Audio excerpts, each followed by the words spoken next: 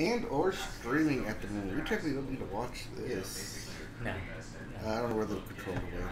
Oh, no, that's right. It's up Right there. in front of you. No, it's up there. Oh, you're watching on the PlayStation. Yeah, I haven't switched it over yet. But yeah. Oh yeah, you need to sign into your Netflix on the laptop. But first, we got to sign into you guys. What's up? Streaming. Hey. See, look at that. It's going good now. Hi. We are live. We're going to tell everyone that we're live. Apparently, new Diablo has been confirmed. What? I'm sorry. Multiple Diablo projects have been confirmed. Why do they? No, it should be illegal to break news right before we go on the podcast. What? Oh, no, I'm telling all you right now. This was actually known beforehand that they were hiring new leads for Diablo, or for a Diablo setting. Diablo. Yep.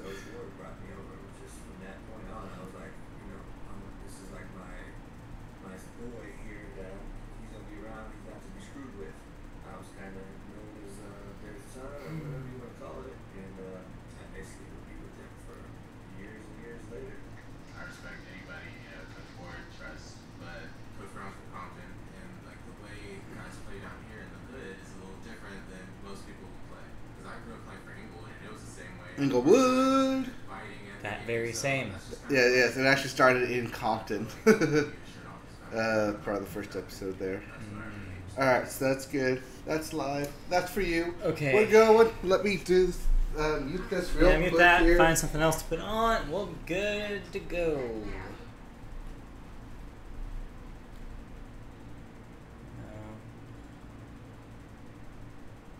Princess Diaries 2. No, I know what to put on. I saw it earlier around here somewhere. Ooh, Fat Mouthful. It's been on there. Yeah. No.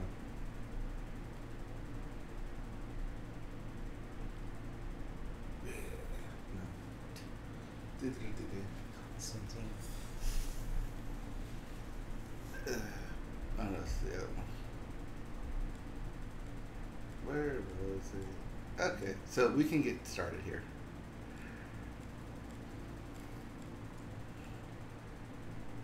Let's go ahead and get started with some Audacity. Yep. All right, what's up, everybody? Hey, welcome. Welcome Thanks back. for starting. It's the Media Boat Surprise. Podcast. Surprise. Surprise. It's us. Today is Oh, that's nice. August the 8th, 2018. This is episode 126. No, 136. We're 30s. Sorry, 136. Yes. It is, I already said the date. The Media Boat Podcast, if you're not familiar, the Media Boat Podcast is your source for news about movies, video games, music, and television. Not necessarily in that order. Oh, it's in some kind of order, Some all right. people will be very happy. We have Shrek on the television right now. Yeah, we do. Academy Award winning. You know who I'm talking to. For those of you at home enjoying, you'll know that I'm staring into Shrek at the moment. Shrek It's is the Media love. Boat Podcast. Shrek It's is about life. all those things and more. Well, my name is Matt. His name is Mike. I'm Mike. He's Matt. We are here to bring you all the latest news and Yeah. stuff as soon as I can get this thing We're on kind my of repeating phone ourselves working. over and over again right now Oh, we because we're normally trying to do get this. stuff started. But Oh, we normally get started this way. Have you not seen this episode? We've done like 130 something of these. yeah, it seems like it. This is normal. But yeah, so this week we have a lot to get through. So let's see how fast not we quite can. a lot, but You keep saying that. I keep saying But that. But trust me, we still go. Oh, there's a lot. Are you gonna have a lot? Well, we have quite a few reviews to go through. Yeah, there's some thoughts. There's some big news later in the show. So yeah, get ready. We start though in the world of movies, and we start movies with the weekend box office numbers. And what happened to be number one? Well, it's a rollover, guys. Ah. Get ready. So many monkeys in the bed. They gotta roll over. Roll over. And you have Mission Impossible Fallout as your number one rollover with another $35 million. Getting its total up to 124 domestic. Okay. Christopher Robin is your number two movie, coming in Woo! a close second at $24.5 million. It's Yeah. a $10 million difference. That's that for an opening. Yeah, that's It's not. Great, That's but not it's great. not but in a kind of slow week like this, that's fine. Yeah, it's also Pooh Bear. You know, not Winnie one of the them. Pooh Bear? Winnie the Bear of Poohs. We'll talk about it a little bit here. Yeah, we'll come circle back to Christopher Robin, but yes, okay debut, but not the number one debut that you thought it was going to be. No. The Spy Who Dumped Me is your number 3 movie with a $12 million. Was that a debut? That's a debut. Okay, I wasn't sure. Mamma Mia 2, number 4 with another $9 million. Hey, hanging in there. I was a couple of those tickets this weekend. Oh, you saw it? We talked about this. Oh, yes, we did. We don't need to talk about it again, though. You already talked about it on the podcast, so I won't say anything else about it. I enjoyed it. It's fun. It's campy fun. It's got a lot of great musical numbers, ridiculous moments. Mm-hmm. The stuff with Cher is just... I've said this a couple times now. It feels like she just walked onto set and just started talking. Not like improvising, like on purpose, not acting at all. Just like, no, I'm just going to say what I would naturally respond like in this conversation. It's like just Cher talking. That's all that was. No script, just Cher being Cher. Yep. Like, Cher will say something, you respond with this. No matter what Cher will say something. Because in the script it just says, like, parentheses, Cher says a line here. That'd be pretty great. So yeah, and then rounding out your top 5, The Equalizer 2 with $8 million. Yes, Denzel's back at it. Still exists. Still exists. Upcoming this weekend, before we talk about your thoughts here, let's get this done. This weekend you have 3 new releases. You have Dog Days, which you have here, 2018. Yes. To not be confused with what other Dog Days? I meant to look this up, but I didn't. Okay. But it said 2018. So what's up with Dog Days? Is this a movie This is where the somebody family- starts being a dog walker, like through that dog walker I app, think and it's, starts taking? No, I'm literally guessing. Here. Oh, I have no I idea. know nothing about this. It's something to deal with dogs and a family film. Okay. That's about as far as I can get with that. I want it to be a movie about a dog walker. Okay. Anyways. Not Dog's Bounty Hunter going for a Yes. walk. No. That would be a pretty good movie too. Yes. No. The next movie in the list, The Meg. This is your Mega Shark movie. Yes. Megalodon. Yes. Shark starring Jason Statham. Jason Statham versus a shark. Yes, Jason Statham tries to punch a shark, maybe. Is it still Shark Week? I think it's still Shark Week, yeah. Is this Shark Week? I believe we're next week Shark No, Week? I believe we're in Shark Week. We're in the midst of Shark Week? Yes. Okay. Well, I don't know. I live every week like Shark Week, so it's hard for me to tell. Yeah, if they don't give a week to me, why should I give a week to them? That's true. Yeah. Hey, And anything else? I think you're sharkist, sir. Alright, and then I'm left sharkist. Lastly, I feel like this has already happened, but a movie about Slender Man? Yes. Is this another different movie about Slender Man? 'Cause No. I think this has already happened, right? No. What is this then? This is Slender Man, the movie. Are you sure this hasn't happened? I believe this has not happened yet. Okay. I just assumed. There was a documentary about, Maybe that's like what a I'm thinking about? mockumentary about Slender Something Man. Slender Man. But this yeah. is like the official studio release of Slender Man. Official studio. You know, like 5-7 years I was after. gonna say, I feel like this is 8 years too late. Yeah, after it came out. Yeah. This does not feel topical to me. Who cares about Slender Man anymore? Shark Week was 2 weeks ago. 2 weeks ago! Yes. See, I just can't tell anymore. I don't know. Every week is Shark Week. Every week is Shark Week when you're afraid of sharks. Well, I'm not afraid of sharks. I mean, if I was like by a shark, I'd probably be a little anxious. Are you saying you ain't afraid of no sharks? I ain't afraid of no sharks. I'm just like, I understand that like they're only gonna eat you in like very specific circumstances. You know, like being in the ocean. Well, invading their space when they're trying to do something with their space, or bleeding profusely because then they think you're food. Yes, I always randomly bleed profusely. It's happened, man. Like somebody like cuts their foot on a rock or something on the ocean floor. Yes. All of a sudden, sharks nearby, and they're like, "Hey, what's this?" There's actually a This new is a dead device seal. out there You I look like a saw dead seal to me. that's like a band that repels sharks. Like it emits like either a smell or a sonic Electromagnetic thing. Yeah, electromagnetic thing that literally repels sharks. Like they'll get close and then just automatically turn away. Yeah, I don't know. I mean, I feel like people are afraid of sharks, kind of like people are afraid of bees, where it's like, nah, just don't get up in their business and you're I'm fine. sorry, but there was a relevant film called Jaws. It's relevant. 1975, as relevant as 77, ever. yeah. 77? 75. Oh, 75. Yeah. Star Wars was 77. Star Wars 77. All right, let's move on. We've been talking about sharks too long. Okay. Anything else coming out this week? That is it for this week's new releases. So some for everybody there. Okay. Not really. Last little bit of Yes. box office news. Uh-huh. Black Panther, Yes. the little engine that could, Uh-huh. officially Yes. crosses the $700 million domestic mark, Woo! making it only the third film to do so. Cool. This year. No, ever. Ever? Ever. Really? Wow. 700 million. That's kind of shocking. Yes. The only other two are Avatar Mm-hmm. and Star Wars, because of course it did. Force Awakens, not. Yeah. Not. Not.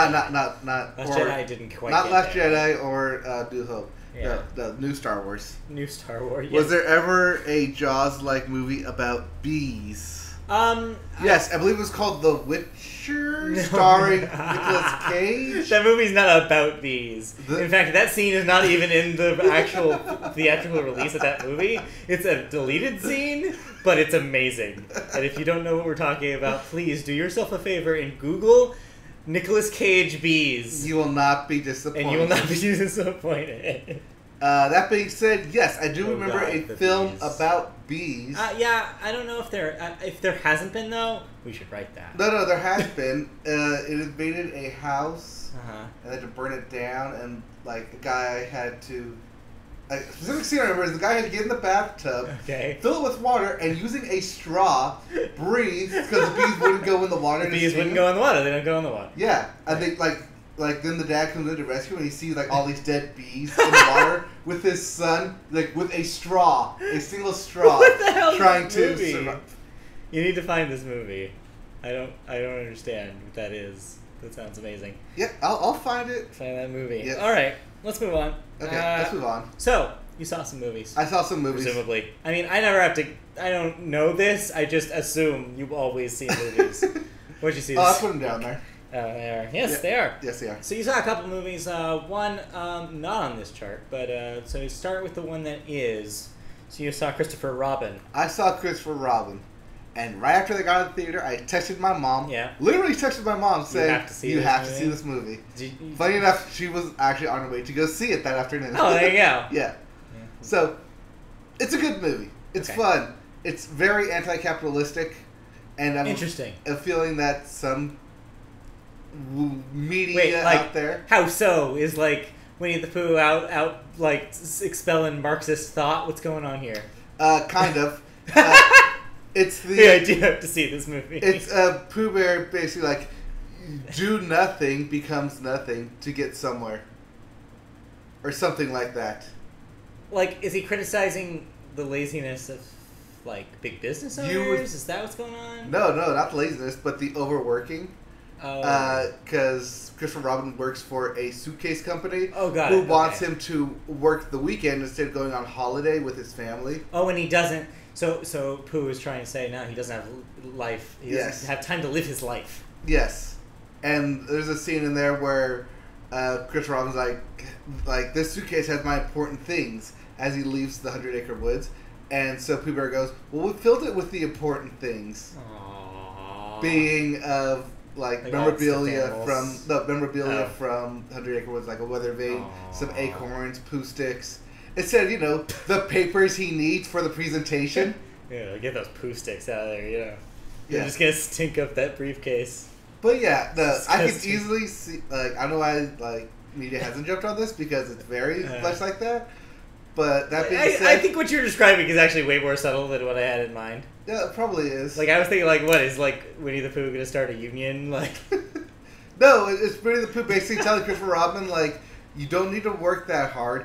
What's important is your family, and it's okay to not conform to society standards and have childhood thoughts and fantasies. I guess it's And interesting. And play- it says a lot about where we're at with the discourse in 2018. Oh, yeah. That you think that such a simple thing is going to be controversial. Oh, it should be. Like, these seemed like universal themes to me. Oh yeah, Like, you think that, and then you look at the news and what's happening. But this hell world we live in, who knows anymore? All bets are off. Yes, but yeah, it's a great movie. Definitely for the kids. Definitely go see it. It's a family fun, friendly film. Definitely enjoy it. Go see it. It's fun. Okay. You also so the Media Boat patented scale. You give this a see it. I just said go see it. All It's right. fun. Yeah. I just wanted to confirm.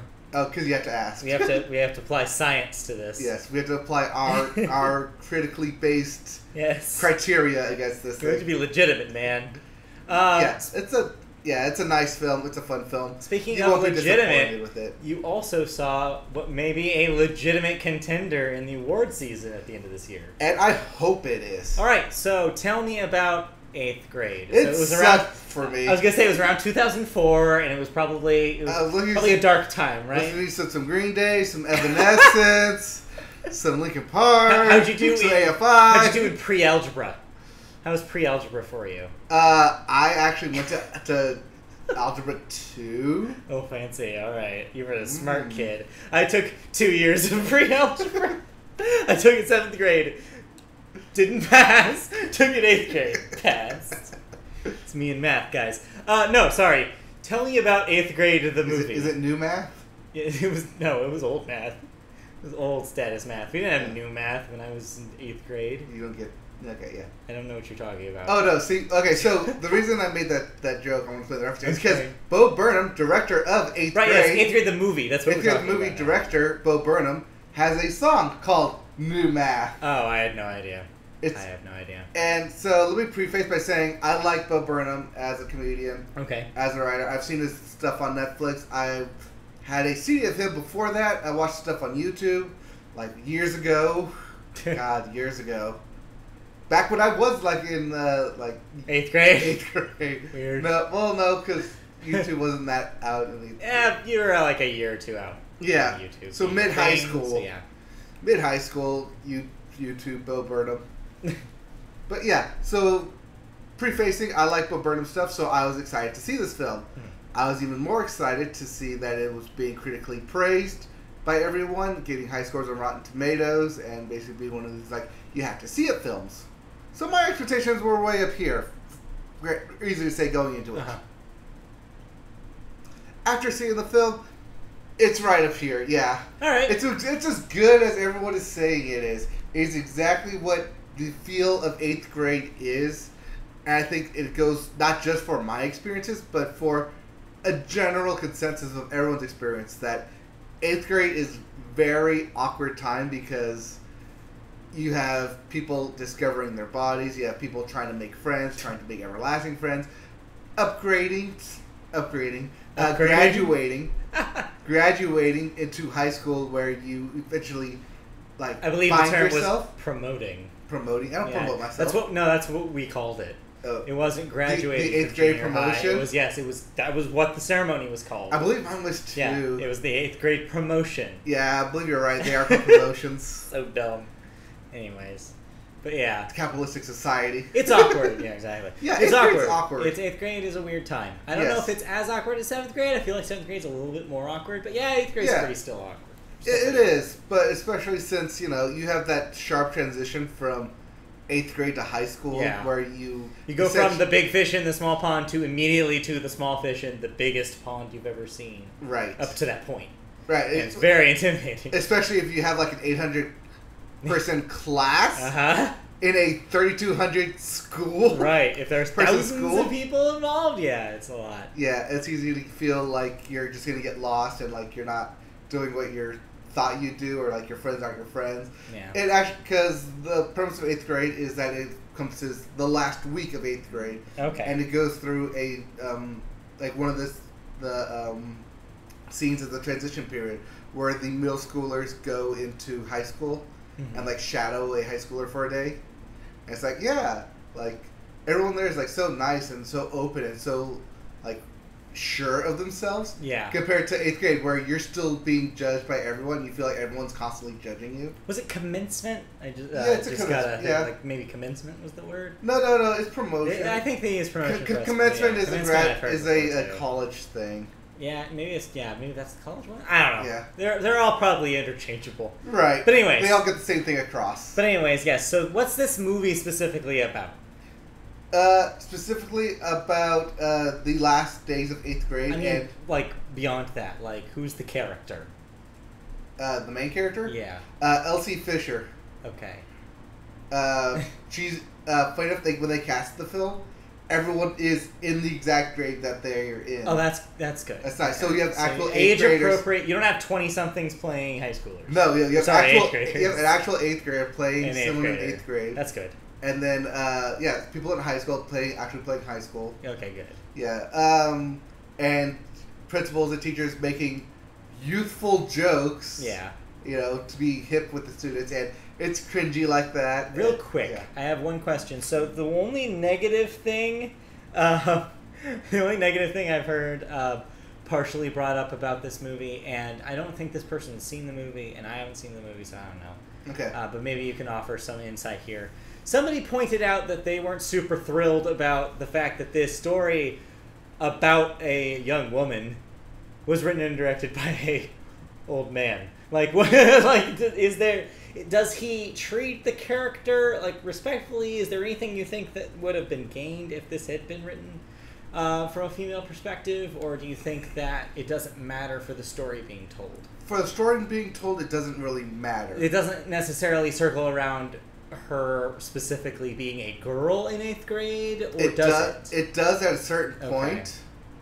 But the way it's handled, I like what they did, and it's really like in your face, like this is what really happens. This is how these things escalate, and I think that's the best way to put it. Is that it definitely escalates to a place where. So you're saying it's about a bigger picture thing, and so it's more general than it is as specific. Yes. This isn't Lady Bird, is what you're saying. This is not as specific of a story. Right. It's not like we're specifically about this girl in this town and how she interacts with her friends. It's about the more generic, broad sense of just anybody going through 8th grade has these kind of feelings of self-doubt, self-preservation, and like hopes and dreams.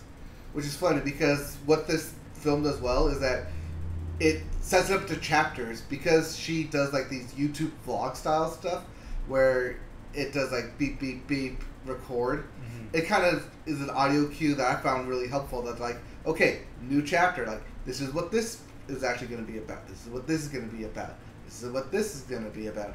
And it's really helpful, not only in terms of like the audience understanding where the story's going, but also just in seeing like things can change and people adopt new ideas, especially at a young age, that they're very susceptible to all this stuff rapidly changing at the same time. Okay. It's definitely a really good film. I hope it gets some award recognition. Most likely in the writing, because, studio films. Yeah. If this thing is...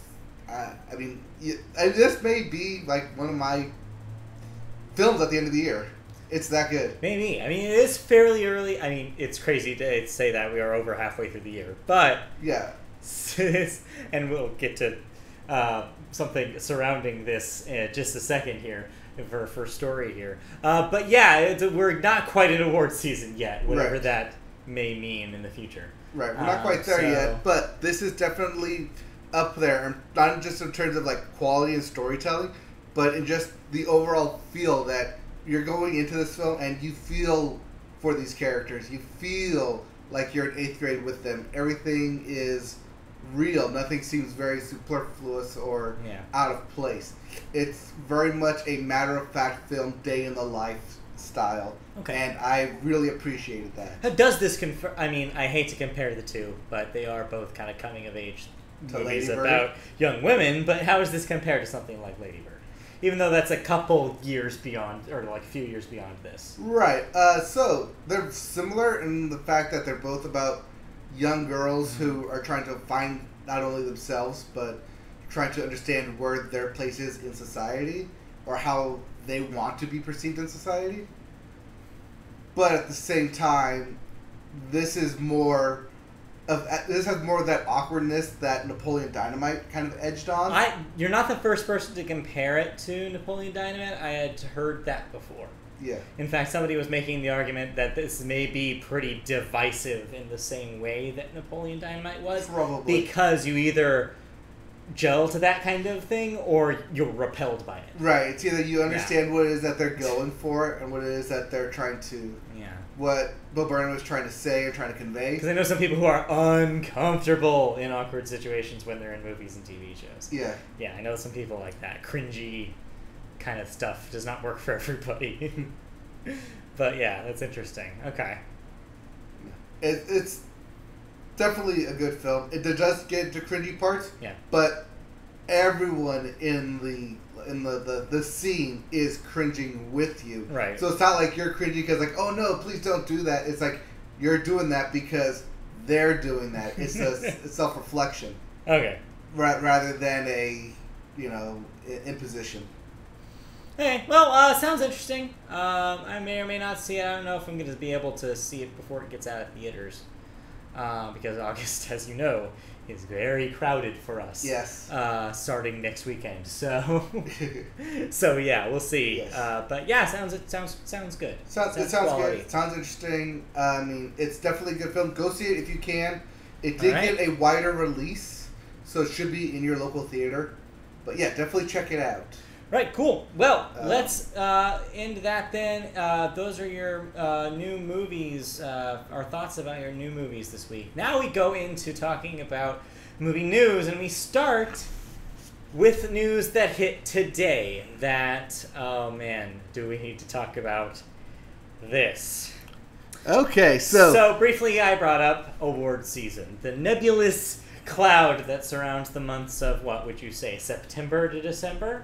September is the Emmys. So if you're and then it goes to December, and then Oscars are like late February. If you're a long time listener / viewer to us here at the Media Boat Podcast, you know that we generally speak highly of award season, and we get excited, especially for the Academy Awards.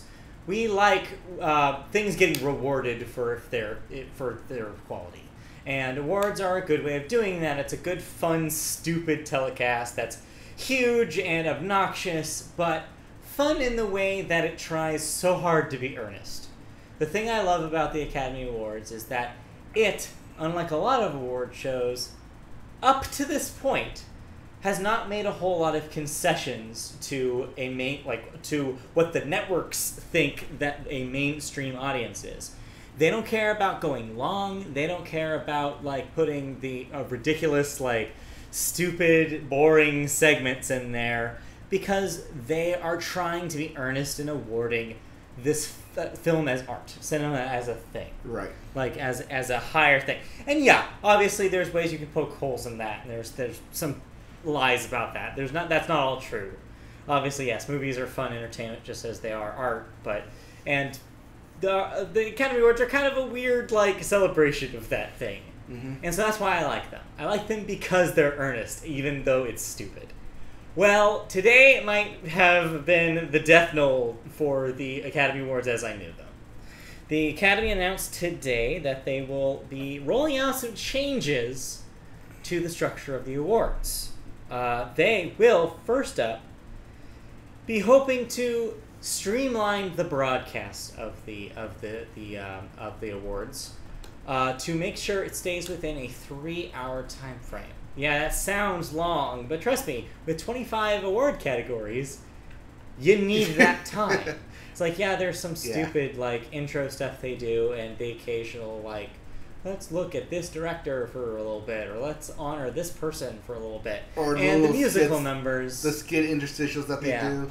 It's there's not a whole lot of that, though. Most of that time is just straight up, here are some ads and here are some awards. Yeah, the ads take up a lot more space than you realize. But they're basically saying here that they want to prohibit the ceremony from going longer than 3 hours, and so what they're going to do, they have floated the possibility of doing some of the awards, during commercial breaks. If this sounds familiar, that's because other similar televised awards broadcasts have been doing this for the last 10 years, probably plus, including the Grammys, which the vast majority of Grammys are not given away on stage. Mm-hmm. They are given away either on a different day or, well, no one's paying attention. Well, the Academy Awards already do this with the technical awards being presented 2 weeks prior to the official Academy Awards. But those ceremony. are different, and they're not necessarily the ones that we've come to know. Right. This suggests, though, that some of the smaller awards, somebody on Twitter was suggesting the shorts might get shafted to the shorts, commercial breaks. Hair and makeup, and editing. Sound editing, sound mixing. You can't do editing. No, they'll take foreign film before editing. Probably. They'll take the shorts and they'll take foreign film. Yeah. It's just, that sucks because, like, this is the first part of this that sucks. Both shorts. That's right. There's two different types of shorts. Yeah, there's two different shorts. And there's animated and there's live action. It's just one of the cool things about those being televised is that they do seem kind of small on paper. And I think it's cool that those creators get to be on stage, too. Like, why not have an exuberantly, a talented and excited foreign director on stage for his film on the same stage that frickin' George Clooney gets an acting award? Like, why not? Why can't we have both of those things, right? Mm-hmm. And, I think that maybe marginalizing some of these smaller awards and kind of putting them off to the side does a disservice to that feeling of inclusivity that they've been trying to get at for the last few years. It very much pushes to the background the notion that anyone can come up here. Which brings us to the second and probably most controversial change. They are pseudo-announcing a new category that they have not named, nor have they given the criteria for, except for saying that it will award what they call, quote, popular entertainment, unquote. So... there's a lot to unpack here. Superfluous is the longest word I've heard Mike say in my 4 years. I was thinking that when you said it, too. I was like, wow, you used superfluous correctly. Good job. I use it right, too. Every once in a while. This thing confuses me. So, what this means, essentially, and I guess some news outlet, asked some questions to the Academy, and the Academy did respond about this. They basically said that criteria for this award would be given at a later date. So they're still trying to nail down exactly what this awards. But the idea is that they want an award to award films that don't get represented on the Academy stage. A lot of people, since probably the last 2 decades at least, maybe longer, have said that there needs to be some sort of more inclusivity for genres that are ignored. Your action movies. So... your comedy. Yes, but I want to say, we had the Dark Knight rule, right, which expanded this to 10 films. Yes. I want to dub this one the Get Out rule, where a lot of people said that Get Out was the best film they saw last year, but didn't win. Yeah. There's maybe an element of Get Out. I also see a lot of people on the internet saying, is this the Black Panther move? Right. Because that's a movie that's going to have a hard time getting traditionally nominated. So, before I go too far, I want to kind of put the dividing line here, because this is the part that bugs me. Here's the line. Yeah, this is the part that bugs me. The critics of the awards basically are saying that they need to be more inclusive, and I'm not just saying genres, but yes, generally speaking, action movies, a lot of comedies. Your more broad comedies. Your family fare. Your things that are not art house Oscar bait get ignored. Yeah, things that people actually go see, without being told this is a good film. Right. Your Mamma Mia 2s of the world, for example, don't have a chance as the with any of the categories that the Oscars currently have. Right. So the Academy is trying to figure out what the cause of this problem is. And I think they're taking the wrong solution to it. Oh, they are. So it's there's one side, which is what they did with the 10 nominations thing, which I actually thought at the time was really smart, and I still think is really smart. What I don't think is smart is when they don't use all 10 slots like they did last year. Right. That pisses me off because it's like there are surely 2 other movies that you could have found out there that had enough votes. One other film, like, why'd you cut it off? Yeah, why do 9 and not 10? Why do... Yeah, or 8 or not 10. It's like, it doesn't make any sense. Like, I like that idea. Like, that's on this side of the line. That makes sense because they realize that the problem is not the categories. The problem is the voters and what is deemed eligible by voting standards. It's your populace of the Academy that's out there sending in ballots. Does it skew a certain way? Are people getting ignored because of the biases of this aging, generally speaking, white voting populace? Well, not only that, but when you look at like previous years at what won Best Picture, like Forrest Gump, Saving Private Ryan, films that are considered classic films, compared to what won last year, Moonlight. Moonlight won. No. Or Moonlight or Moonlight won 2 years ago. Yeah. Or Lady in the Water, or not Lady Shape in the of Shape of Water, which are 2 actually pretty progressive films to win Academy Award Best Picture. But are they going to be memorable? I mean, probably a lot of people, not. Actually, I think so. Yeah, but people talk very glowing about those 2 movies. Yeah. I think those are bad examples for the point you're trying to make. You I think there are portrait. more forgettable Best Pictures that you could have brought up. Probably. Crash, anyone? Crash. Always the first one that gets brought up. Because it's the worst one. Yeah. It's like The King's Speech. Oh yeah, The King's Speech is like one that bugs me too. It's like, Shakespeare in Love. Yeah, winning over frickin' Saving Private Ryan, right? Yeah. And so it's like stuff like that, and it's so you like back to that line I was talking about. You have the other side of the line, which is the Academy not realizing what the actual problem is and making dumb choices like this. Mm-hmm. Creating a category for popular film does nothing to help anybody. It basically puts you in the same category as like the MTV Awards. Yes, a lot of people on the internet have been making MTV Video Award I'm sure they have. jokes, Yes. or MTV Movie Award jokes. Like, what's next? Hottest on-screen kiss. And it's like, that makes sense because it's like, what are you... So, yeah, the 2 problems I have here is one... the 2 problems I have here is one... is who is happy about this. And what I mean by that is the person who wins this, like the movie that wins this, becomes an Oscar-winning film. yes, but they also become, so we're not good enough to actually be nominated for the real Best Picture? Right. And the people that are nominated for win Best Picture, then have the things like, we weren't a popular film. We got this weird consolation prize. Right. It depends on which one you put more emphasis on. Yeah. Nobody is happy, though. Like, this makes nobody happy. Like, they think that just being, like, giving an Oscar to frickin' a Marvel movie is going to somehow fix everybody, and that's not going to happen. Alright. You want to make me happy? Okay. What will make you happy? Okay. They drop this, but add a separate category. Like, they still add a category, but not this one.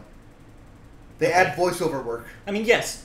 Do that. That's the other thing that's been brought up a few times. Voice acting, voice actors are snubbed in these categories. Stunt people are snubbed. Choreography is snubbed. Choreography is a technical award. Okay, sorry.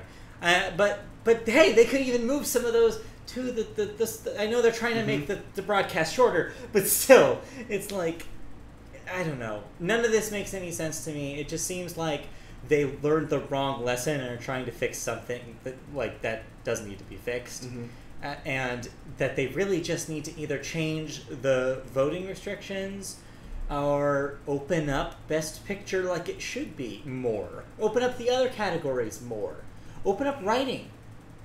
I don't want to be that person to say do genre awards because they should not. No.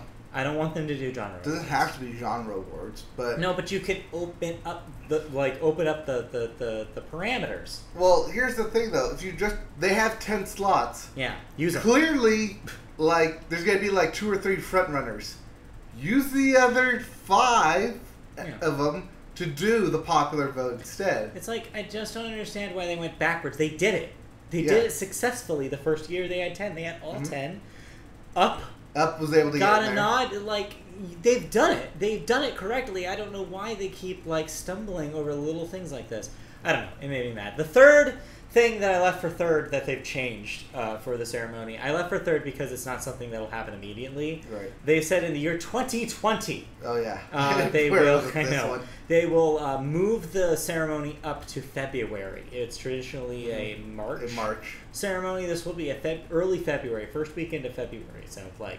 The reason why they're waiting until 2020, it sounds like, is because they assume that this is going to change scheduling for all sorts of other things. Yeah. And so this way, for example, the Grammys might move because they're traditionally a February thing. Also, the Super Bowl is the beginning Yes. of February thing. If they can't do the Oscars on Super Bowl Sunday, of course. Right. So they have to coordinate with, of all things, the NFL now. Which the NFL will not move, so they'll Right. have to do it the week after. Yeah, so... Or, yeah, because they're not going to compete. So there's Nobody a lot of competes with the moving parts NFL.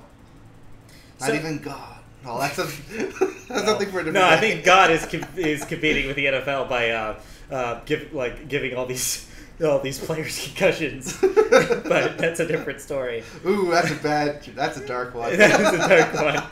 All right. All So, right. Are you off your soapbox now? Ugh, You done it's yelling just- at the Academy? It's so freaking annoying. Like, I get the frustrating thing is like I get why people are like, oh well, it's just a silly award show. But man, I love award shows, and they're such an institution to me, and I love them in all their schmaltzy stupidness. And so I feel like not only is this just the Academy not realizing what these things mean to the filmmakers, it's also not realizing what this thing means to the audiences who watch it. Well, here, I'll sum this up in a few words here. The Academy Awards are meant to represent art as film, or film as art. Right. If you put in the popular They should vote, at their best, is I Yes. think what we should say. Yeah. If you put in a popular vote, then the internet, as we've seen time and time before, can skew this thing in the most terrible of ways possible. But I don't want it to get too much about that, because I don't... Hey, let me finish. Okay. And so, to preserve like the Academy's like superior judgment of films as they like to see it, they should not do this. And let's leave it at that. Yeah. But I also, at the same time, though, is like, I don't want this to be about the division between, quote, high art and low art, unquote, because I think in 2018 that's a silly argument.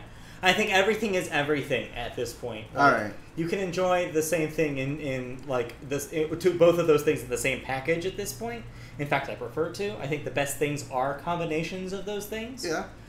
But so I don't want it to be too much about like, oh, they need to like keep this sense of elitism, because that's not great either.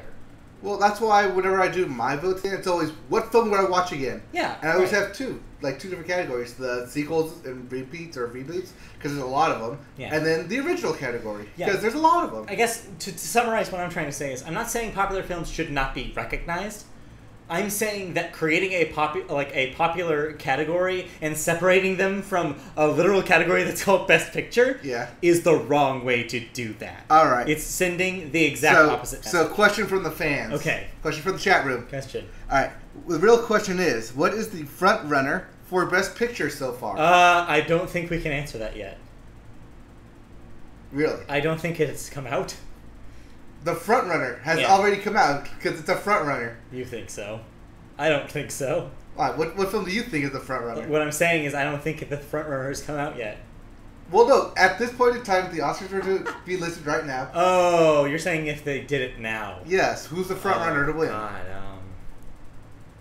this has been a long ass year. It has been, because you mentioned Black Panther, which was in February. I mean, as We've much had as- Avengers. Yeah, I know. I can't believe that's been the same year. We've had I keep Eighth thinking Grade. that was last We've had- year. Yeah, we've had Hereditary, which was Yeah. critically. We've had A Quiet Place. Yeah. There's been a lot of stuff. All right, that's just stuff I can think off the top of my head Yeah. right now. Well, I have a literal What's your running answer list. for this? I'm curious. My answer? Yeah. What's your current best picture?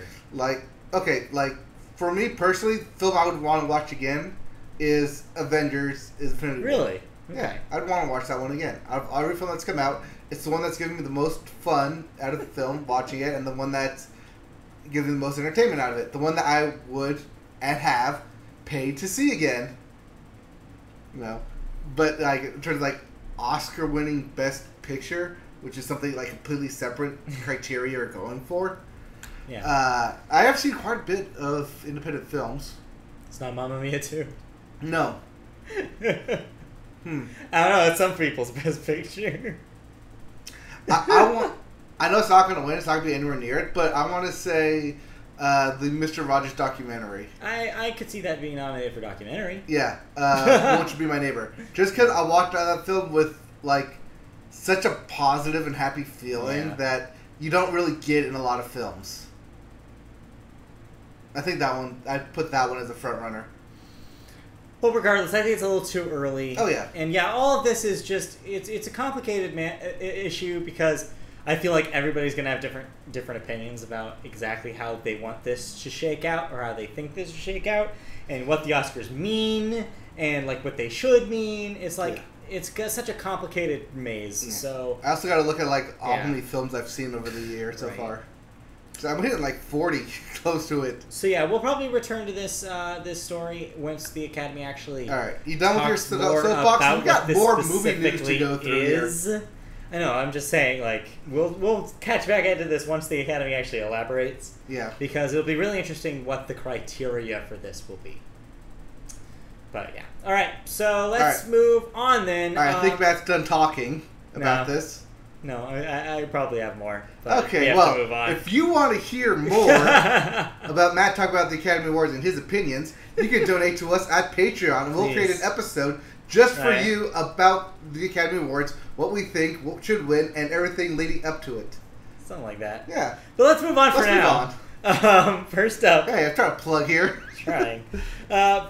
Next in movie news, if you want a way to see all those movies that we talked about that came out this year, one of those ways is MoviePass. Yes, this is our weekly story about MoviePass. Yes, because MoviePass, in the past month or so, has been flailing around like a big Magikarp. Like a big fish out of water, exactly. Like a Magikarp. Like a Magikarp. Well, they've hit their first anniversary since lowering their price to $9.95. Do you remember that day? Yes. I remember that day. It was such a good day, and I immediately signed on. Nobody could figure out how to use the website. Nobody could figure out where the compatible movie theaters were. The website was broken. I bought it immediately when I saw that. And I have abused that thing ever since. Well, guess what? I won't be able to abuse it anymore. That $9.95 status is moving down in value.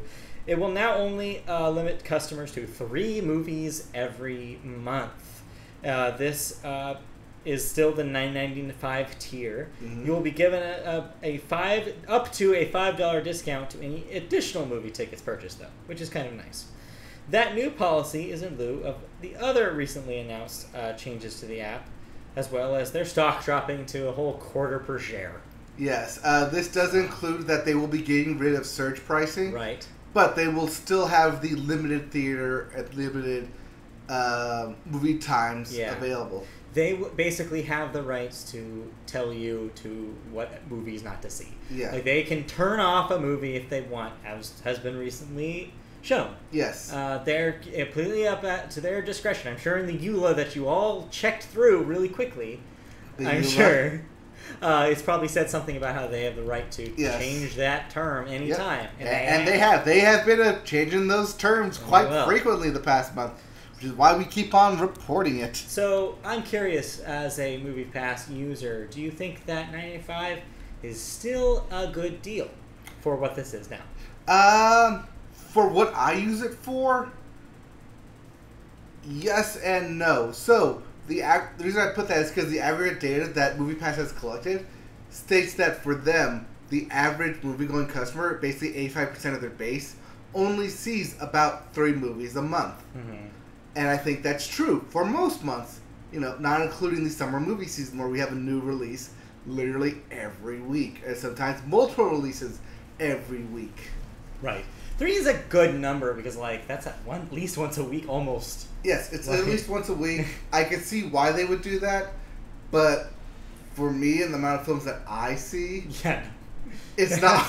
You're not the average user. Clearly, I saw 2 films this week. You're not the average I saw 2 films last week. That's already 4 and I've already used 2. I used 4 in the month of August already, so it's not ideal for me for it to be lowered. That being said, even if I pay an additional fee of $9.95 for an additional 3, I feel like that would be overkill at the same time. Yeah. Pay for a second movie pass. Probably. It'd be going too far. You'd be crossing some sort of line there. Yeah.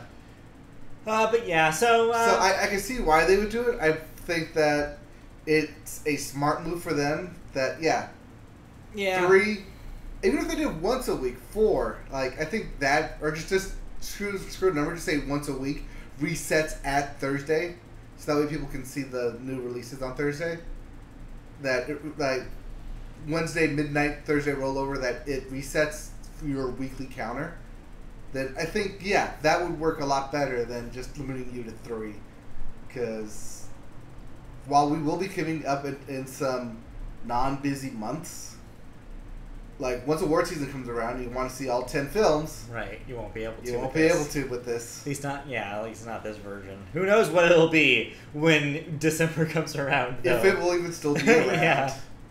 So we'll see. Yeah. Alright, let's move on to a weirder story. Do you like Minecraft? Like, as a concept? The video game, Minecraft. No, but we did previously report how it was getting a film. Well, we have an update for said film. The Minecraft movie currently kind of having some issues in development. You know, right now over at Warner Brothers. Most recently, the director, Rob McElhenney, has dropped out and will no longer meet the May 2019 projected release date. In addition, Warner Brothers has tapped the writer-director duo of Aaron and Adam Nee to write a new script. Yeah. NEE. They are attached to direct, in case you're wondering what else. Who are these people? What else they've got going on? They're also the people directing the new, upcoming Masters of the Universe film for Sony. So they're all over that He-Man. The He-Man, Wee-Man? Yep, they're all over that He-Man. So, I mean, sure. I don't know enough about Minecraft to feel either way about this. Yeah, neither do I. It's just something that's, like, there. Yeah. I would say it's something for the kids, but I feel like the kids have even moved on to other things. Oh, yeah, they moved on to FNAF or whatever's next. What? Five Nights at Freddy's. Oh, I was like, what the FNAF?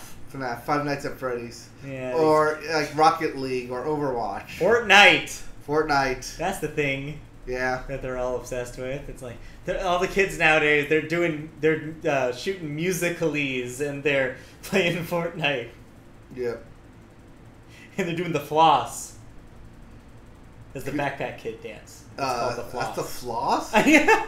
That was my reaction too. Yes. No. Somebody apparently said that is called the floss because it's like you're flossing your legs because your hands are like your arms are like going like this. Going like what? Like this. On either side of you. Yes, that plays well for a podcast. It does. I was moving my arms parallel to each other and moving them past each of my legs. And moving your hips thrusting in and out. I'm sitting, so I can't really do the full floss. But you can imagine me doing the floss at the moment. Anyways, that's what the kids are doing. That's what kids are up to? That's what the kids are up to. I don't know. Alright, let's move on. I don't know. Scrap the Minecraft movie, make it... a floss movie. A floss movie. Yeah, a movie about Backpack Kid. Give Backpack Kid a movie. Just turn it into a separate Lego film. Yeah. That's all you have to do. Legos can't floss. They're not that articulated. You just have the arms go like this. They would just go like this. They can't turn. Legos can't do the floss. They just turn their head and go like this. Turn their head and go like this. Turn their head. Legos can, however, wear a backpack, so we're halfway there. Oh, Legos can't. There's a Lego backpack attachment. Yeah, there's a little thing. Yeah, but you gotta lift your head up to go onto take the head off. Alright, let's talk about minifigs. Alright. Moving on to our last story in movies. This is a fun one. This is kind of a follow-up of a recurring story. We talked about the last blockbusters in the U.S. Yes. Before there were a handful in Alaska and one in Oregon, but the Alaska locations are now shut down. Yes, they're closing. They'll be closed, I think, either at the end of this month or at the last month. Either way, they're officially being shut down. However, the one in Bend, Oregon, as of this moment, still exists. Yes. It is the last Blockbuster standing. So, a filmmaker named Taylor Morden, is using Kickstarter to fund and produce a documentary about the last Blockbuster in Bend, Oregon, which at the end of this month will be the final Blockbuster store in America and is already the last one renting videos actively. Mm-hmm. Among the perks for Kickstarter backers are real working Blockbuster video membership cards to the store in Bend, staff t-shirts, and the chance to actually go to Bend and spend a night working at Blockbuster. I'm not sure why you would want to win a contest to have a minimum wage job. Not winning a contest. That is literally paying someone to fly out to Bend, Oregon. Work a day. To work. You paying someone else to work in a Blockbuster for a day. That's the worst. Morden is looking to put together $20,000 for the film. With 38 days to go in this Kickstarter attempt, the film is currently sitting at just over $1,000. So, if that sounds like something you want to see, hop over to that Kickstarter. Otherwise, we'll just slowly watch the last Blockbuster die out. But yeah, no, the reason more into the story of the documentary is that's going to go over like the history of Blockbuster, like how it started and its rise and fall, and and subsequent like betrayal of Netflix. I want to see them cover the Blockbuster Awards during that documentary. Do you remember the Blockbuster Awards? No.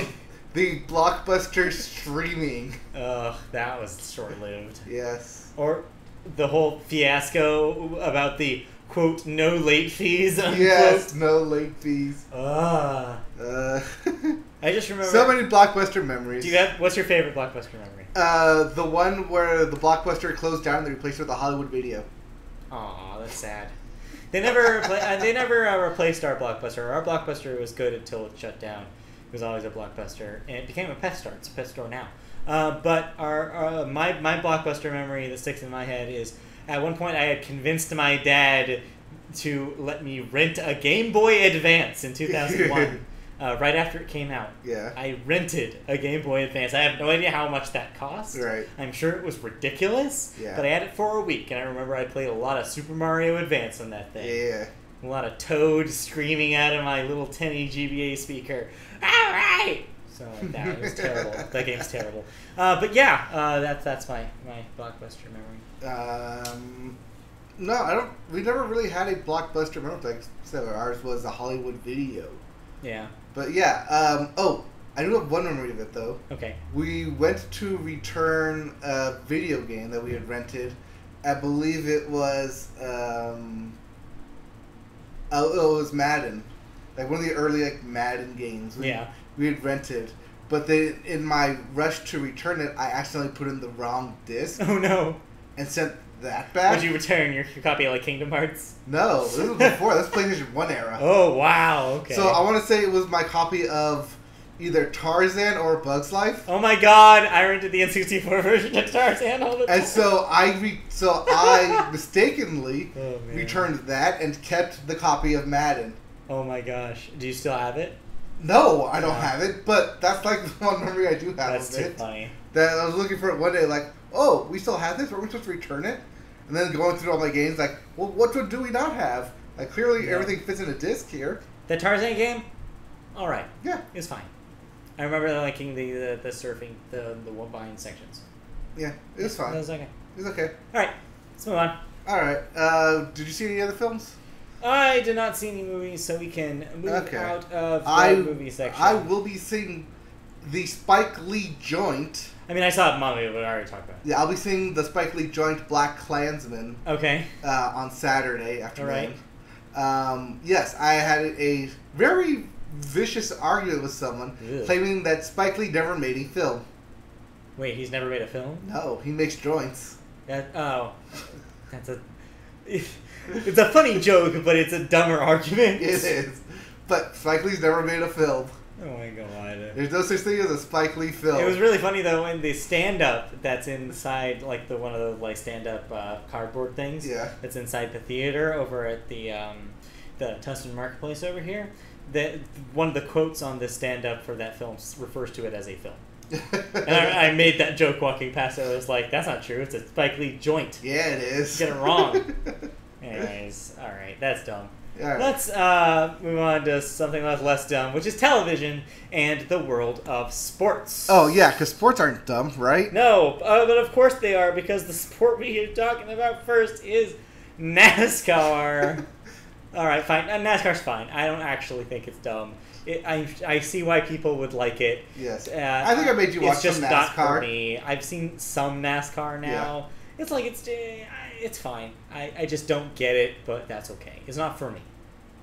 But what about NASCAR? What happened this past weekend that had everyone so excited? We have a new winner, I guess, who has won his first race after finishing 26 times in the top 5 of races. Yes. Mr. Chase Elliott. Miss Chase I was in the middle of saying his name. I had to double check because I almost said Chris Elliott. I was like, wait, Chris Elliott's a NASCAR driver now? I'm like, no, Chris Elliott, someone else. Chris Elliott's someone else completely. So I had to look back down in the middle of my sentence, which is why I said that. No, Chase Elliott. Yes, Chase Elliott. Not father of Abby Elliott. No. Chris Elliott. But no, Chase Elliott, NASCAR driver, has won his first race. Woo. Congratulations, Chase. Yes, finally clinching the top spot. He's held the lead in several other races, but always manages to fuck it up somehow. So congratulations on actually winning your first race. He's one of the youngest to win said race of NASCAR. But then again, when you win your first race, you're usually kind of young. But yeah, congratulations, Chase Elliott. You will forever be remembered for that one time. Yep, that one time you won. It's better than Danica Patrick, unfortunately. Technically that is better than Danica. She never won a NASCAR race, right? No, I think she won an IndyCar race. She won one IndyCar race, but never won a NASCAR race. So you're better than the retired Danica Patrick. That's true. All right, let's move on. And also in sports, it's preseason time for football. Yeah, it is. Very soon here. Woo! NFL. So NFL. This is your note to all you fantasy people out there. Start thinking about your draft. Yep. I got to put one together at work. Yeah. Or at least start asking around. But yeah, fantasy football is here. Preseason starts, technically already started last week with the Hall of Fame game. But tomorrow we get to see the Giants play the Cleveland Browns. And what is sure to be a rip-roaring preseason game. I can't do it. Yeah, it's Giants versus Browns. Giants versus Browns. Wow. No one. That's a game where no one will be happy. Nobody wins that game. Nobody wins. Except for Eli. Oh, poor Ellie. Eli is coming. Oh, not even Eli, because they got the new kid, Josh Allen. All right. Yeah. Oh, no, not Josh Allen. Saquon. They got Saquon Barkley, the running back. Eli. The savior Saquon. Yes, it'll be very interesting. And future Hall of Famer, but Heisman Trophy winner, Baker Mayfield. Oh, right, that guy. Yeah. Pride of the Combine, Baker Mayfield. Yes. The pride of the Ohio State. The Ohio State. Yes. So this will be really interesting. Inside the team of Ohio. Yes, the team of Ohio. Not the bumholes. The other but the other ones, the dirty Browns. The dirty Browns. All right, well. But yeah, football is here. It's back. It's exciting. If you're not excited, get out of here. Well, I was just going to say, this will be an interesting preseason because this will be a very interesting season of the NFL to watch. There's a lot of stuff going on in the league right now, both around it and inside it. So it'll be really interesting to see what happens. Yes. But speaking of inside the league, keep at least one eye open. And keeping that in mind, that leads us right into our next story. Yes, it about does. People in sports talking about outside sports stuff. So yeah, this is a perfect segue. We're talking again about the man of the hour, LeBron James. Who, the Laker himself. The Laker himself. When he is not busy making entire schools for children, he is apparently working on a documentary, specifically a docu-series that is going to air on Showtime in October. It's being billed as an inside look at the changing role of athletes in our fraught cultural and political environment through the lens of the National Basketball Association, in which he is a member. Yes, I do believe he is employed by them. I believe so. He's on the payroll, I hear. That's a weird way to describe an athlete. He's on the payroll. He's on the payroll. They pay him. I was listening to a podcast, and they're talking about sitting courtside at a Trailblazer game. Yeah. And one of the basketball guys walks up to him and was like saying hi. Like just talking with him, like, oh, like, what do you do? Like, oh, like, I'm a comedian. Then he asks the basketball guy, what do you do? What do you do? Like, you're clearly there to watch That's him. good. But, yeah. That's really good. Anyways, the docuseries is called, and you guessed it, Shut Up and Dribble, named after a comment that a newscaster had made speaking about LeBron James. Yes. Which newscaster was that? I don't remember. Luckily, I have it written down there. Laura Ingraham. Yes. Had said that. Fox News correspondent, I believe. Yes. Sounds right. That's a good guess. That's a good guess, right? Yes, Fox News correspondent Laura Ingraham. Last year, I believe, after... Is it either last year or earlier this year? After the Golden State Warriors declined the invitation to the White House. Right, yes. And then President Trump said, well, I didn't invite you anyways. Yeah. Or I rescind the invitation. All that stupidity. Like, you can't rescind something they already said they weren't going to. Right. But it will not just start there. We'll use that kind of as a jumping off point, though. But the docuseries will address things as early as way back in the 1976 merger with the ABA. So expect a lot of a deep dive into cultural view from the perspective of being a basketball player over the decades. I see this kind of being very similar to the Defiant ones. Yeah. Where it's a deep dive into how influential the NBA has become. Way less of a weird marketing infomercial tool for Beats. As that was? Holy crap, that took a weird turn in the last episode of that. Yeah.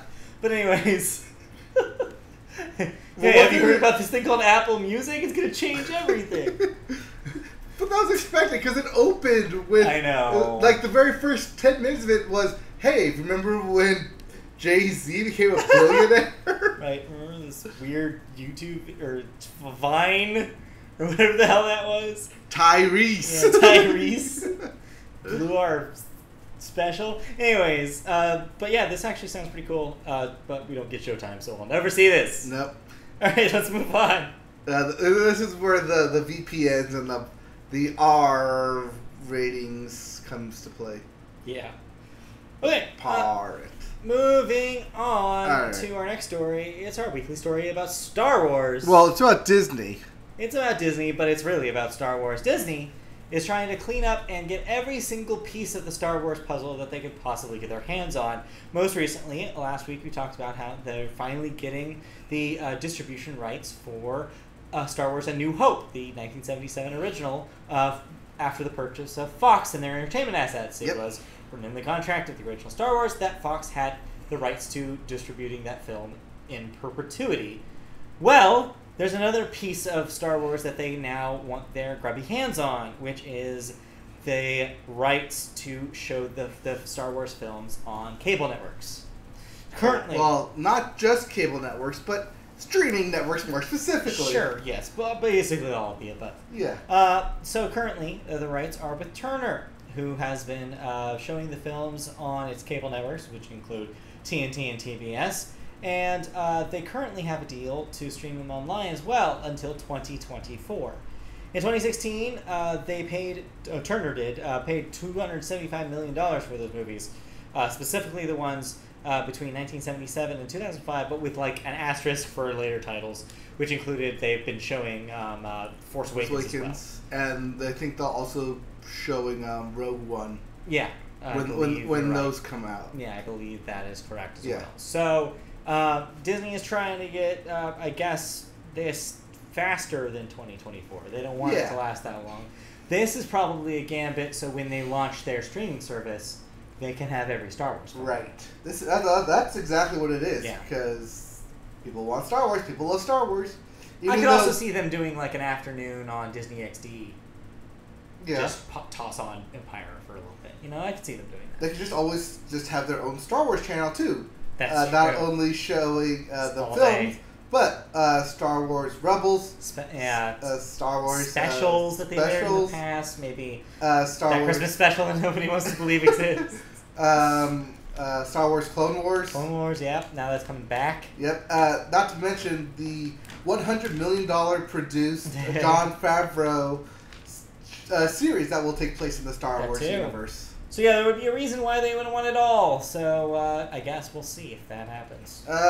Yeah. So they made an initial offer.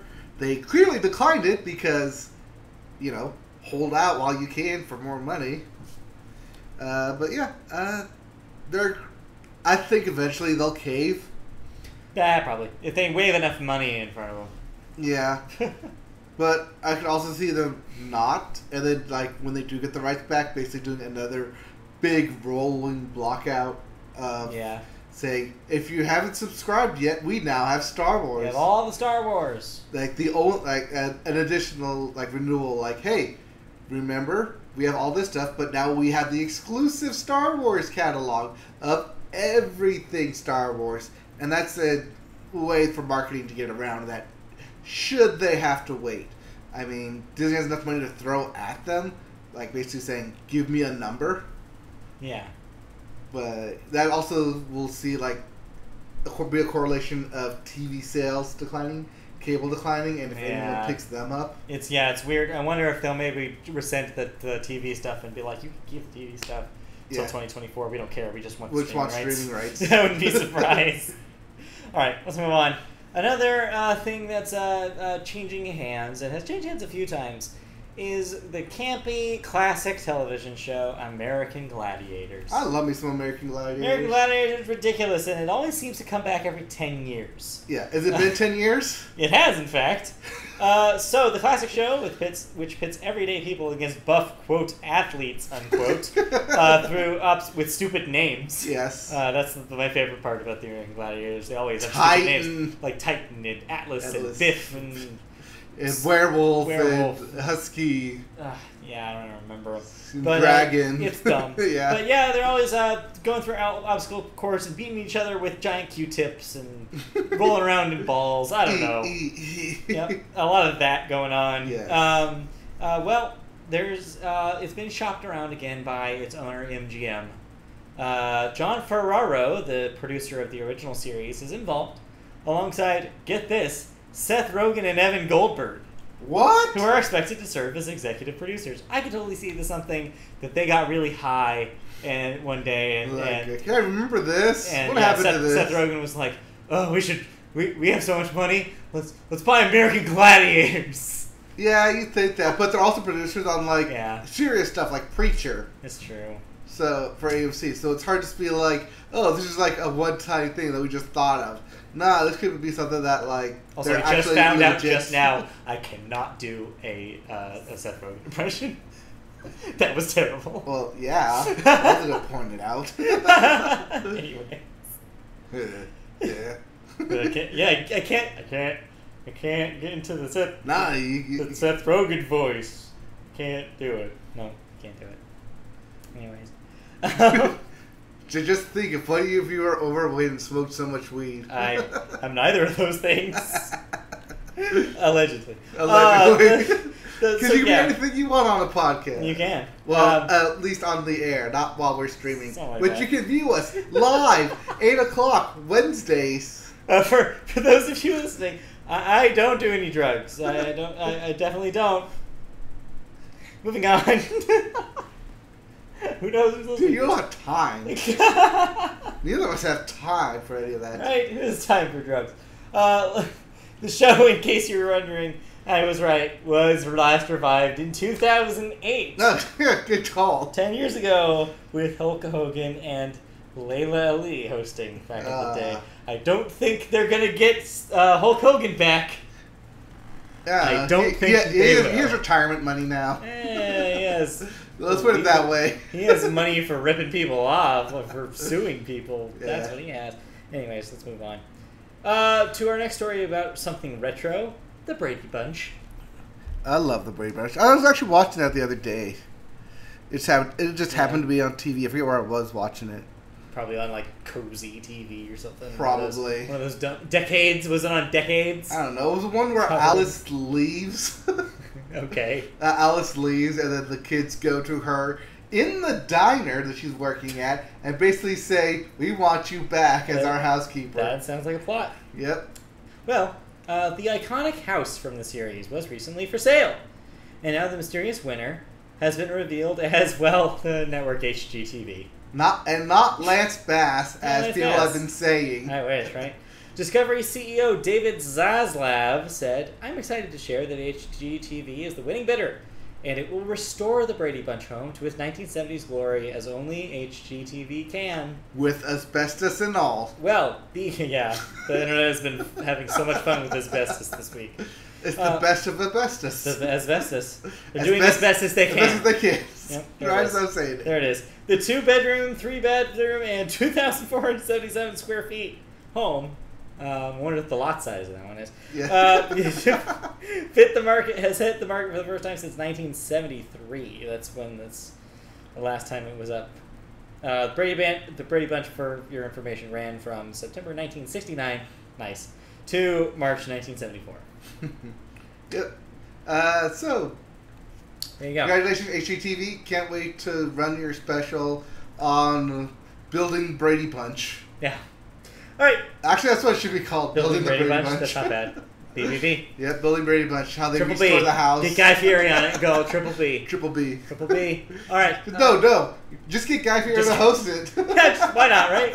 It's like, I was a super fan of the show. We're gonna put donkey sauce in all these rooms Yep, now. take the Brady Bunch to Flavor Town. All right, let's move on. Do we have any thoughts about television we watched? Actually, Because yes, news. we do. So you just started watching something. Yes, two things. Mm-hmm. First off, still watching My Hero Academia in the second season. It's really good. Definitely pick it up if you can watch that. Pick it up. Physically pick it up, even though it's on Physically streaming. pick it up on the streaming site. Secondly, the Netflix show Last Chance U is back. Last Chance Me? Yes. Oh. Last Chance U. Okay. And you. And you. And you. And you. The you. The You. No, not the The You. you. That's different. No, yeah. No. Last Chance You. Yes. The show about football at a community community college. college. Yes, where student athletes have one last chance to get a scholarship to a Division I school and hopefully make it to the NFL one day. Yeah. For the most part, like people, like the athletes who've been on the show, haven't really done a whole lot post it. Yeah. Because as what you would expect when you have like young delinquents who have already blown their shot and are given a second chance. Yeah. But yeah, so this is a new season. This is season 3. They decided to switch it up, go to a different town. So we have new school, new coach, new players, and a new strategy about going about this. Because before they literally tackled this. Yeah. They tackled it by targeting the best college in the league, not college, but community college in the league, and basically said like, hey, this is like the best. This is where everyone goes to be noticed because they win everything. They win championships. This time around, they went to one of the worst schools, and how these kids are still like trying to live out their success of one day playing for a Division I, getting scholarships, getting noticed, and all that. It's definitely a different take, especially when you have the first game they got blown out 56-12. So it's quite a different shakeup. Interesting to see where they go with it. Definitely gonna keep watching, especially for the season. All episodes are currently streaming, so check that out if you want to, if you can. Okay. Let's saw a second show. Okay. Wait. I think we're to 3 now. Oh yeah, we're up to 3. So, we have the return of Hard Knocks. As I said, Right. The NFL is back in season. And this time, we're going to Cleveland. The Browns. Ew. Baker Mayfield. Taking the Browns to the Super Bowl. Taking the Browns to the Super Bowl. My favorite euphemism for taking a shit. Taking the Browns to the Super Bowl. Taking the Browns to the Super Bowl. Because it's never going to happen. No. But yeah, we got the Browns this season doing the Hard Knocks training camp. It's going to be a fun, wild ride because we have Baker Mayfield squaring off against Tyrod Taylor, who I just realized while watching it is turning 29 this year, Oh, God. and thus has been in the league for 9 years. Oh, my God. Yeah. He's been in the league for 9 years. That's insane. He's been at the Buffalo Bills, I think, since. And now it's like, I forgot he was still a player. He's actually still pretty good. But the Browns still do suck. They do have... they have nobody on defense that I care about. But they do have one of the top receivers, Jarvis Landry, who is insane in not only his workouts that they show, but the fact that, for some reason, I think it's just because it's in practice, he openly tries to catch each ball thrown his way with one hand. And it succeeds like 85% of the time. Huh, okay. It's risky. You'd think it's risky, but he just makes it look so easy and so natural and automatic that it's like, dang, he could arguably be one of the best receivers in the game right now. Wow. Based on ability. You know, and like stats, I guess, but who cares about those? I think you gotta have the feeling to play in the Browns organization. No one looks at stats, everyone looks at their gut feeling. But yeah, Hard Knocks is back, HBO. Also, Ballers is returning soon. They keep running ads for that. And I'll be watching that when it comes out. All right. You've been watching TV? Nope.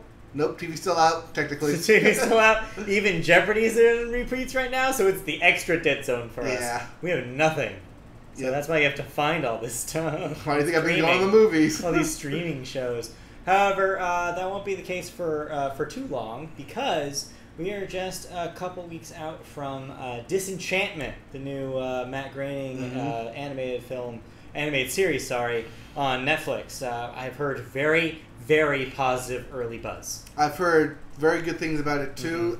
People are liking it to what Futurama did for the sci-fi genre. Right. What Disenchantment will be to the fantasy genre. Yeah, I'm very much looking forward to that thing to premiere. I think it's about a weekend so out. I've only seen one negative review, and that was just basically saying that it's not like every other animated Netflix show. Well, I don't expect it to be. So and I don't that expect works it out. to be because it's Matt Groening, who's not on Netflix. So yeah, I'm excited for that. But until then, I probably don't have anything to watch. So. Alright. Looking forward to it. All right, let's move on then out of television thoughts into cancellations and renewals. First up, the Amazon series based on The Dangerous Book for Boys called The Dangerous Book for Boys canceled after one season. That's a dangerous book for boys. It was too dangerous, apparently. Fargo on FX will get a 4th season because, of course, it will. And this time, Chris Rock will be involved. That Chris Rock. That Chris Rock. Is there another Chris Rock? I don't know. But they're also going to move up the timeline to, I think, the 1960s, 50s, 60s, I think. Oh, okay. That's different. All right, interesting. Okay, moving on. Feud on FX. So technically, it has been technically canceled. That being said, after the upcoming 2nd season. That being said, though, FX has said it may return with a different story. No, the upcoming 2nd season has been canceled. Oh, I see. But they might... But it might not be. They might do a 2nd season with a different story. Yes. It's just... You will not see a continuation of the story told in the first that was expected. They were expected to do a different storyline. It was going to be Princess Diana and Prince Charles, I believe. Oh, right. But apparently... Either there's not enough material, or, it's kind of a touchy subject still. Yeah, a little bit. So yeah, that will not happen. But hey, who knows? The Feud label might come back with something else. Yeah. American Horror Story, also on FX, will get a 10th season. Oh. Holy crap, that's a lot of American Horror Story. It is, especially when you consider that the latest American Horror Story is titled Revelation, Anarchy, Finale, Annihilation. It's Annihilation. Yeah, it's some like big grand like finale word, but yeah, it's Annihilation. Well, there'll be more, so get ready for more horror in America. Oh wait, and also American. And also American Horror Story. You'll also be getting yet another new Star Trek series. This time, though, the internet's favorite Patrick Stewart will be reprising his role. Sir Patrick Stewart. My bad. Will be reprising his role as Captain Jean-Luc Picard. In character as an, I guess, older version of that character. I guess he has to be older? Yeah, I guess so. They're not going to CG him up. Yeah. So no, it's going to be old-ass Picard doing something. I'm interested to see what that is. I'm sure he survived his stint as Picard and didn't, like, die in the last episode. I wouldn't know, but I'm sure that happened. Interesting. So we'll see how that works out.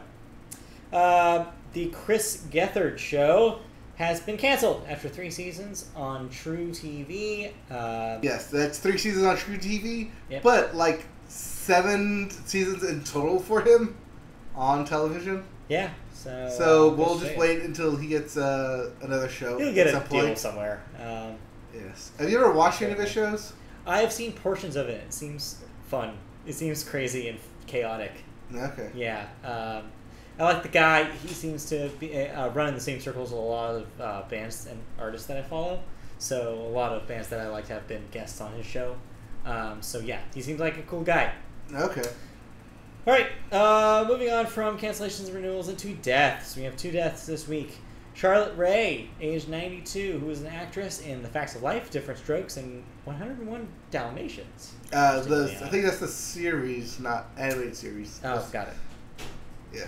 We also have Neil Argo, age 71, an American composer who wrote for things like Wild America and Mission Impossible. Yeah, that iconic theme. There you go. All right, moving on. Speaking of themes, to music. To music. To music. That's our next section. All right, music to the Billboard. To the Billboard who is on chart. top of the Billboard? Yep, we always start music with the Billboard charts, and the first up is the Hot 100, which is your singles chart. Your number 1 single in the country is still "In My Feelings" by Drake. That's the 4th week at number 1. So, still Drake at the top. Still Drake at the top. Number 2, I Like It by Cardi B. Number 3, Fifi by 6ix9ine. 4, Girls Like You, Maroon 5. And 5, No Brainer by DJ Khaled featuring someone, I don't know, cut off. Oh, he got another one. He has another DJ one. got another. DJ Khaled got another one. Moving on to the Billboard 200, which is your album chart. Your number 1 album in the country is still Scorpion by Drake. It's 5th week at number 1. Yeah, that's gonna be up there for a number while. Number 2, though, debuting at number 2, your man Kenny Chesney. Yay, Kenny Chesney, Songs for the Saints. Songs for the Saints is your number 2 record. Yeah. Number 3 is Beer Bongs and Bentleys by Post Malone. Number 4 is Goodbye and Good Something by Juice WRLD. And number 5, Invasions of Privacy by Cardi B still is on your top 5. And that's your Billboard charts. Moving on to new releases for this weekend. All right, who we got coming up? What can I listen to? Because I was disappointed last week. Well, this week you will be disappointed again. Oh, no. First up, Rituals by Def Havana. It's Pink Sky by Golden Drag. Timeless by Il Divo.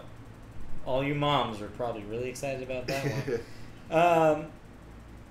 Jake Shears by Jake Shears. No, that's Know by Jason Mraz.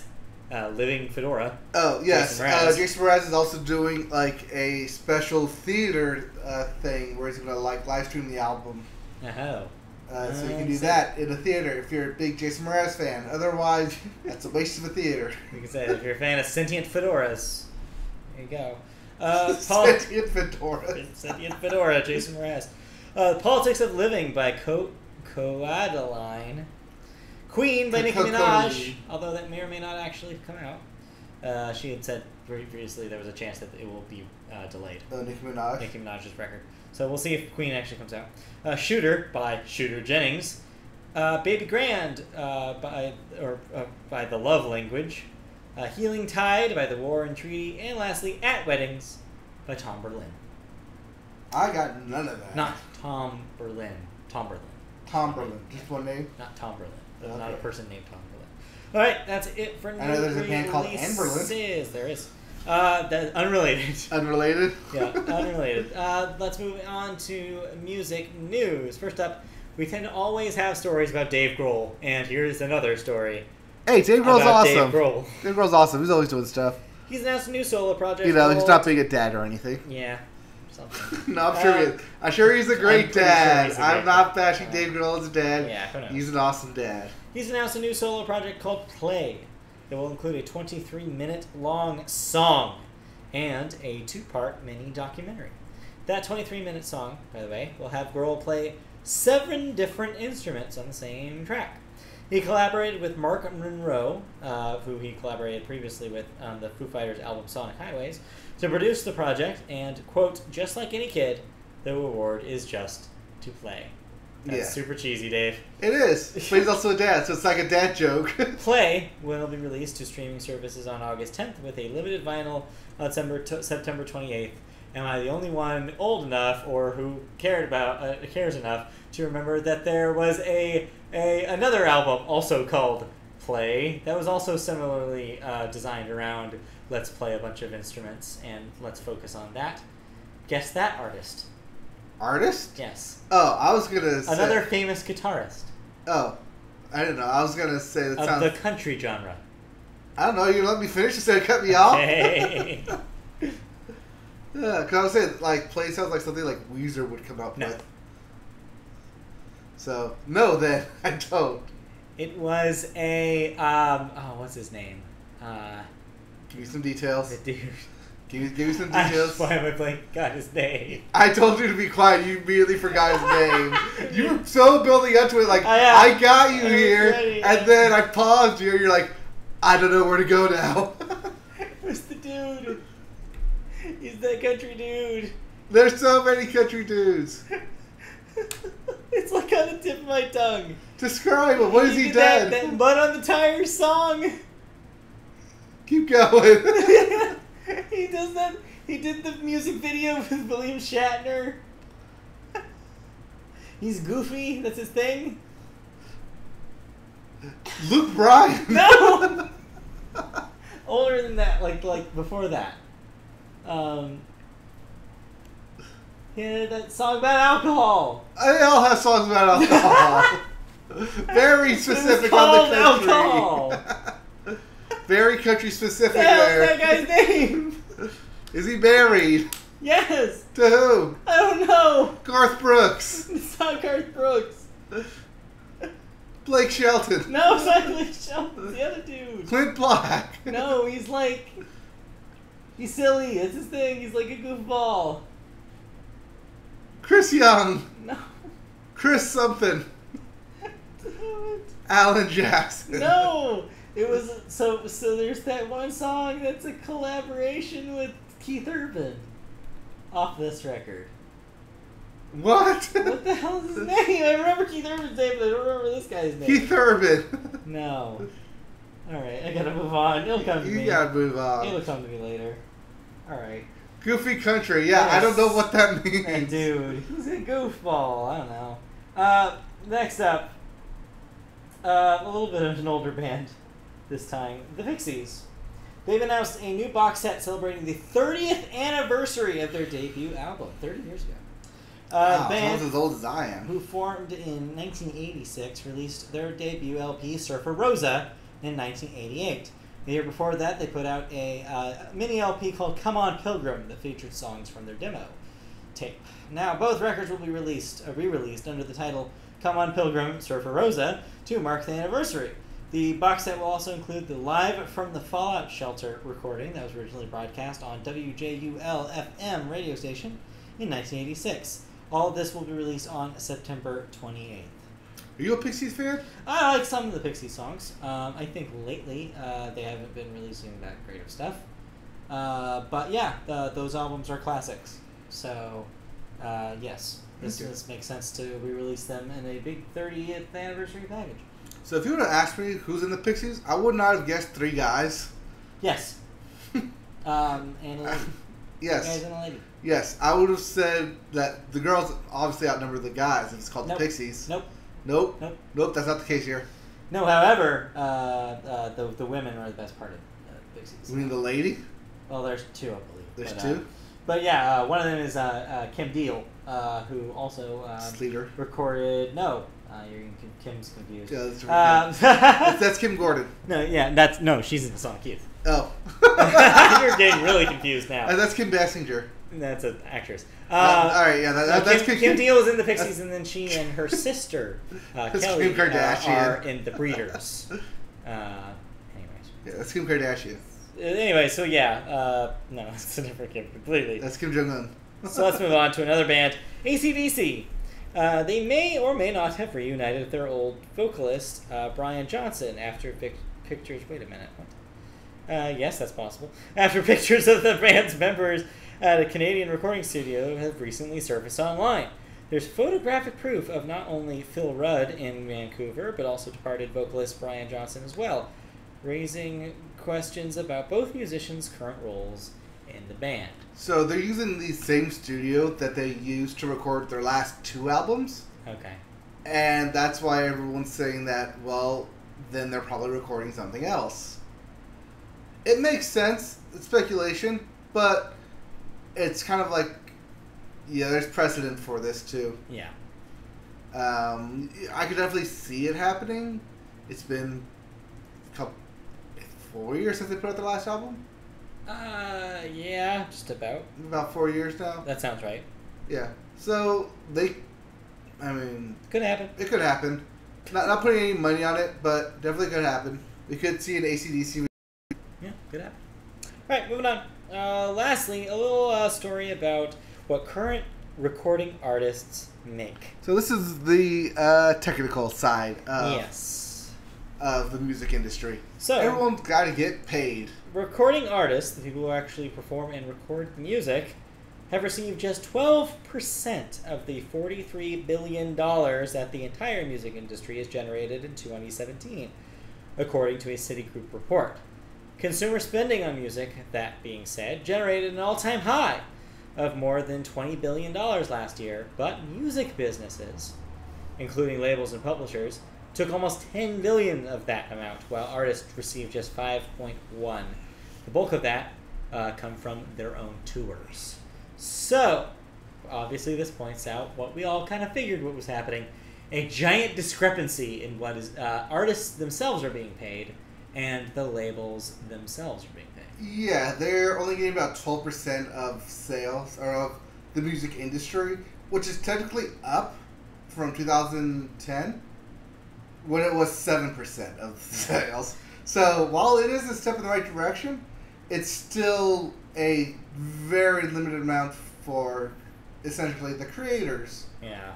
Or at least the performers who put their faces out there. Also important to note here that when I say labels, I'm talking about the big ones, the big three of them. I'm not talking about smaller labels. Right, or independent labels. Yeah. So you're talking about Atlantic, you're talking about Sony and Universal. Yeah, those are the big ones. So yeah. See, I pay attention. I know music labels. No music labels. Yeah, the big ones. Yes, there's only three of them that you pay attention to. Alright, so that will do it for music news. Did you listen to anything this week? Anything new? Yeah. No, because like I said, I was disappointed with the new releases. There wasn't a whole lot of new singles out either, so... I went to a show. Oh, yes. You saw Hop Along. I saw Hop Along in Finland. You've been talking, so I know that you like Hop Along. You've talked to them about them before. It's true. But yeah, I went. This is not really the venue to talk about it. It was fun. What do you mean? This is your platform to talk about it. Yeah, I know, but not for our audience. I know my audience. But yeah, it was fun. But the most weird thing that correlates with this show is that Nick Kroll was there. Oh yeah, Rick Kroll was Jason there. Mantzoukas. And that guy. Yeah, the crazy guy in Brooklyn Nine-Nine. I don't know why they were there, but apparently they were there. Yeah. I don't know. It's LA. Weird stuff happens. Moving on. So that's really the weird. That's really all you have to say about that. That's really all I have to say. It was fun, but that's the only thing that pertains to this podcast subject matter. Moving on. All right. Out of music into video games. We've got a big video game segment coming up. All right. What are your new releases? What are the new releases this week? Guess what? It's football time. It's football time. Madden 19. NFL, what up? I heard that two things about Madden 19 Yes. that make me think that we should probably redbox this for at least a couple days. Okay.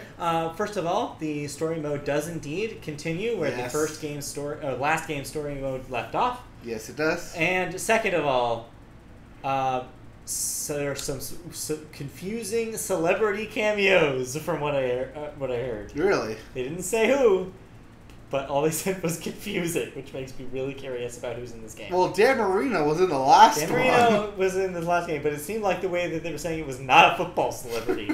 So I'm really interested to see what happens there. Okay. If you don't want to play Madden 19, well, the final release of Dead Cells is finally out. People are going crazy about this thing. Apparently, it's really good. And we'll talk a little bit about that later. Yep. That will be on your PlayStation 4, your Xbox One, and also your Switch. You don't have a Switch version on here yet. No. But it is also on Switch this week. Super Blackjack Battle 2 Turbo: The Card Warriors. That'll be on Switch this week. I just like that name. That sounds awesome. That sounds like a cool game. I want to play Turbo Blackjack. Yeah, it sounds like a cool game. Okami HD will hit Switch. And We Happy Few will hit not PlayStation Wii as in Nintendo, but Wii as in the formal Wii. This thing also something that's been in the cooker for a while. It was released in a pre-release beta kind of form, and people didn't really think that highly of it. They took it back, reworked a lot of it, and made it kind of a more streamlined adventure game, and that's the current release. So we'll see how people react to that. Moving on. Out of new releases and into video game news. First up, we have an update for something that you loved, God of War. And something I've been meaning to go back to, and this may be the thing to get me back into it. God of War, the PS4 game, will be getting a New Game Plus mode. It will be available as a free patch update on August 20th. Unique to the New Game Plus mode is a brand new rarity level of equipment to craft and upgrade. You can also collect Scap Slag, a new resource to upgrade your gear. Plus, newly added ability to skip through cinematics will be added in both normal and New Game Plus modes once a full playthrough has been completed. So that way, the second time, you can skip through the cutscenes and just get to the play. Which is funny because the whole game plays as one continuous cutscene. Right. So, yeah, I guess they're completely throwing that whole thing out by letting people do that. In case you don't know, New Game Plus is the gamey term of saying, hey, I finished this game. Let me play it again, but with new features. And let me keep all my equipment. Yeah, by keeping everything, but doing new stuff. All right. Moving on to the weirdest story of the week. This is your weekly weird-ass games journalism story. Yeah, so I'm excited for God of War. We're coming back to it. Yeah. I'm getting back into that as soon as August 20th comes around. Yep. But, now, remember when we mentioned Dead Cells, yet 2 minutes ago? So, yep, Dead Cells has been in the news, not for the game itself, but for a review of it. IGN, the gaming news giant that has been around since, forever, has let go one of their reviewers after he plagiarized his review of Dead Cells from somebody on YouTube. Philip Miuchin has been let go after an internal investigation was determined that the similarities between his review and another were more than justifiable for his firing. So you're saying there's an opening for a reviewer? Yeah, probably not the case.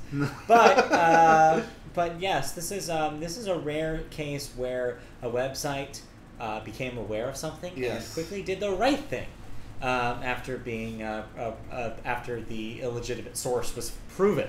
Right. This is really cool because everybody kind of expected just IGN to sit on their laurels about this kind of thing, as that's usually what happens with major websites in this kind of story.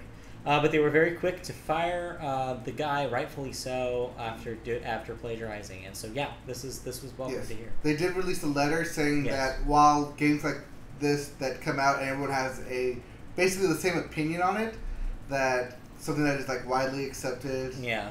That similar terminology will be used, but you can't go word for word. You can't go word for word. No. You can't use direct similarities and comparisons Right.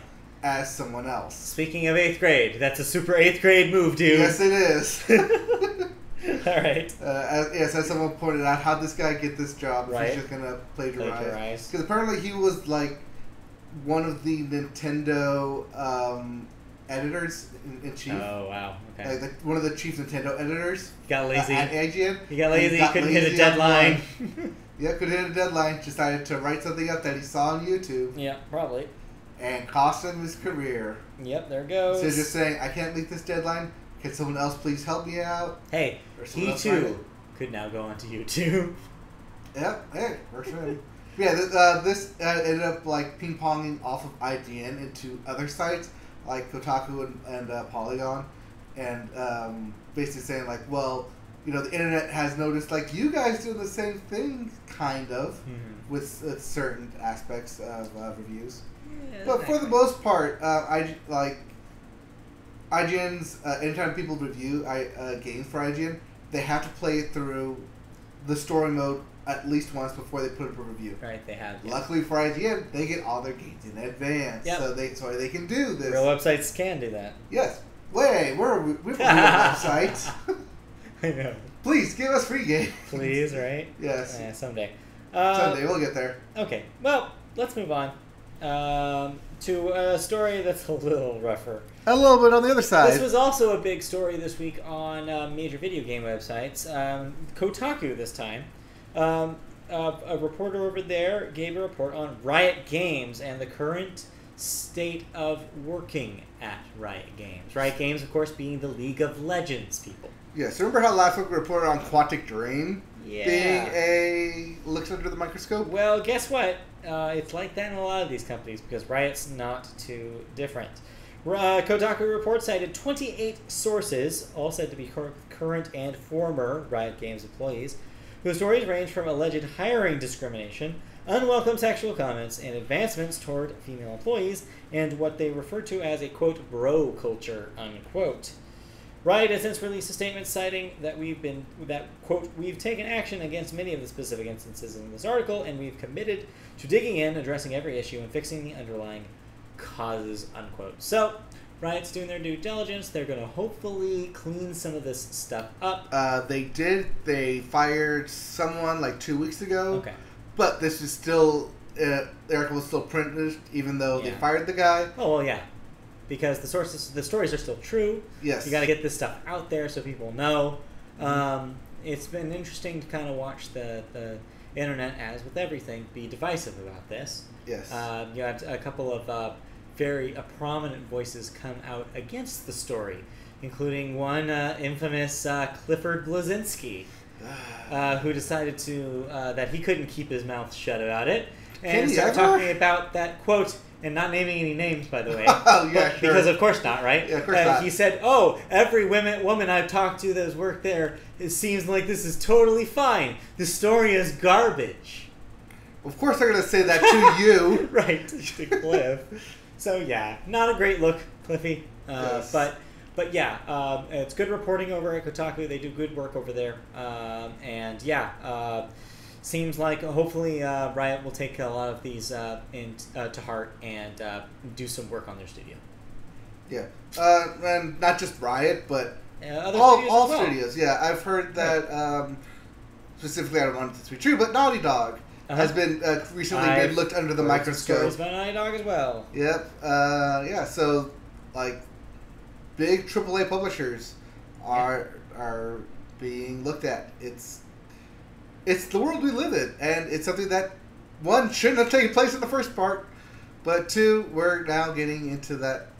I mean, the day and age of the internet where news is readily available and stuff can get out instantly. So, literally, be on your best behavior at all times. Is it really that hard? You would think. You would think. You would think. All right, let's move on to our last news story, which is a fun one because today was a holiday of sorts for Nintendo fans. It was a Nintendo Direct. It was not only a Nintendo Direct, it was a Super Smash Bros. Direct, and everybody knows how much Nintendo fans love Super Smash Bros.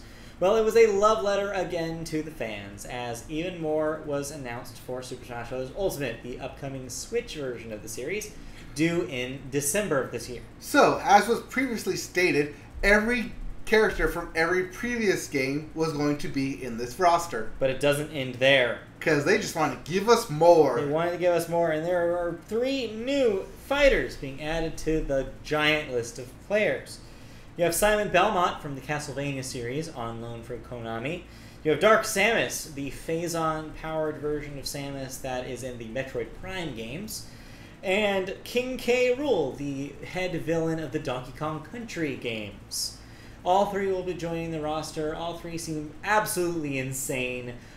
Important to note here that Dark Samus is actually an Echo Fighter, which means that it's a separate version of Samus. Yes. The other 2, however, are their own characters. So technically the new characters here are Simon Belmont and King K. Rool. But Dark Samus is going to be different enough as an Echo Fighter that, yeah, you kind of can count. You can float around. Pretty cool idea. But yeah, those are your new players. They announced a whole lot of other stuff, though. Those also will be getting their own amiibos, because of course they will.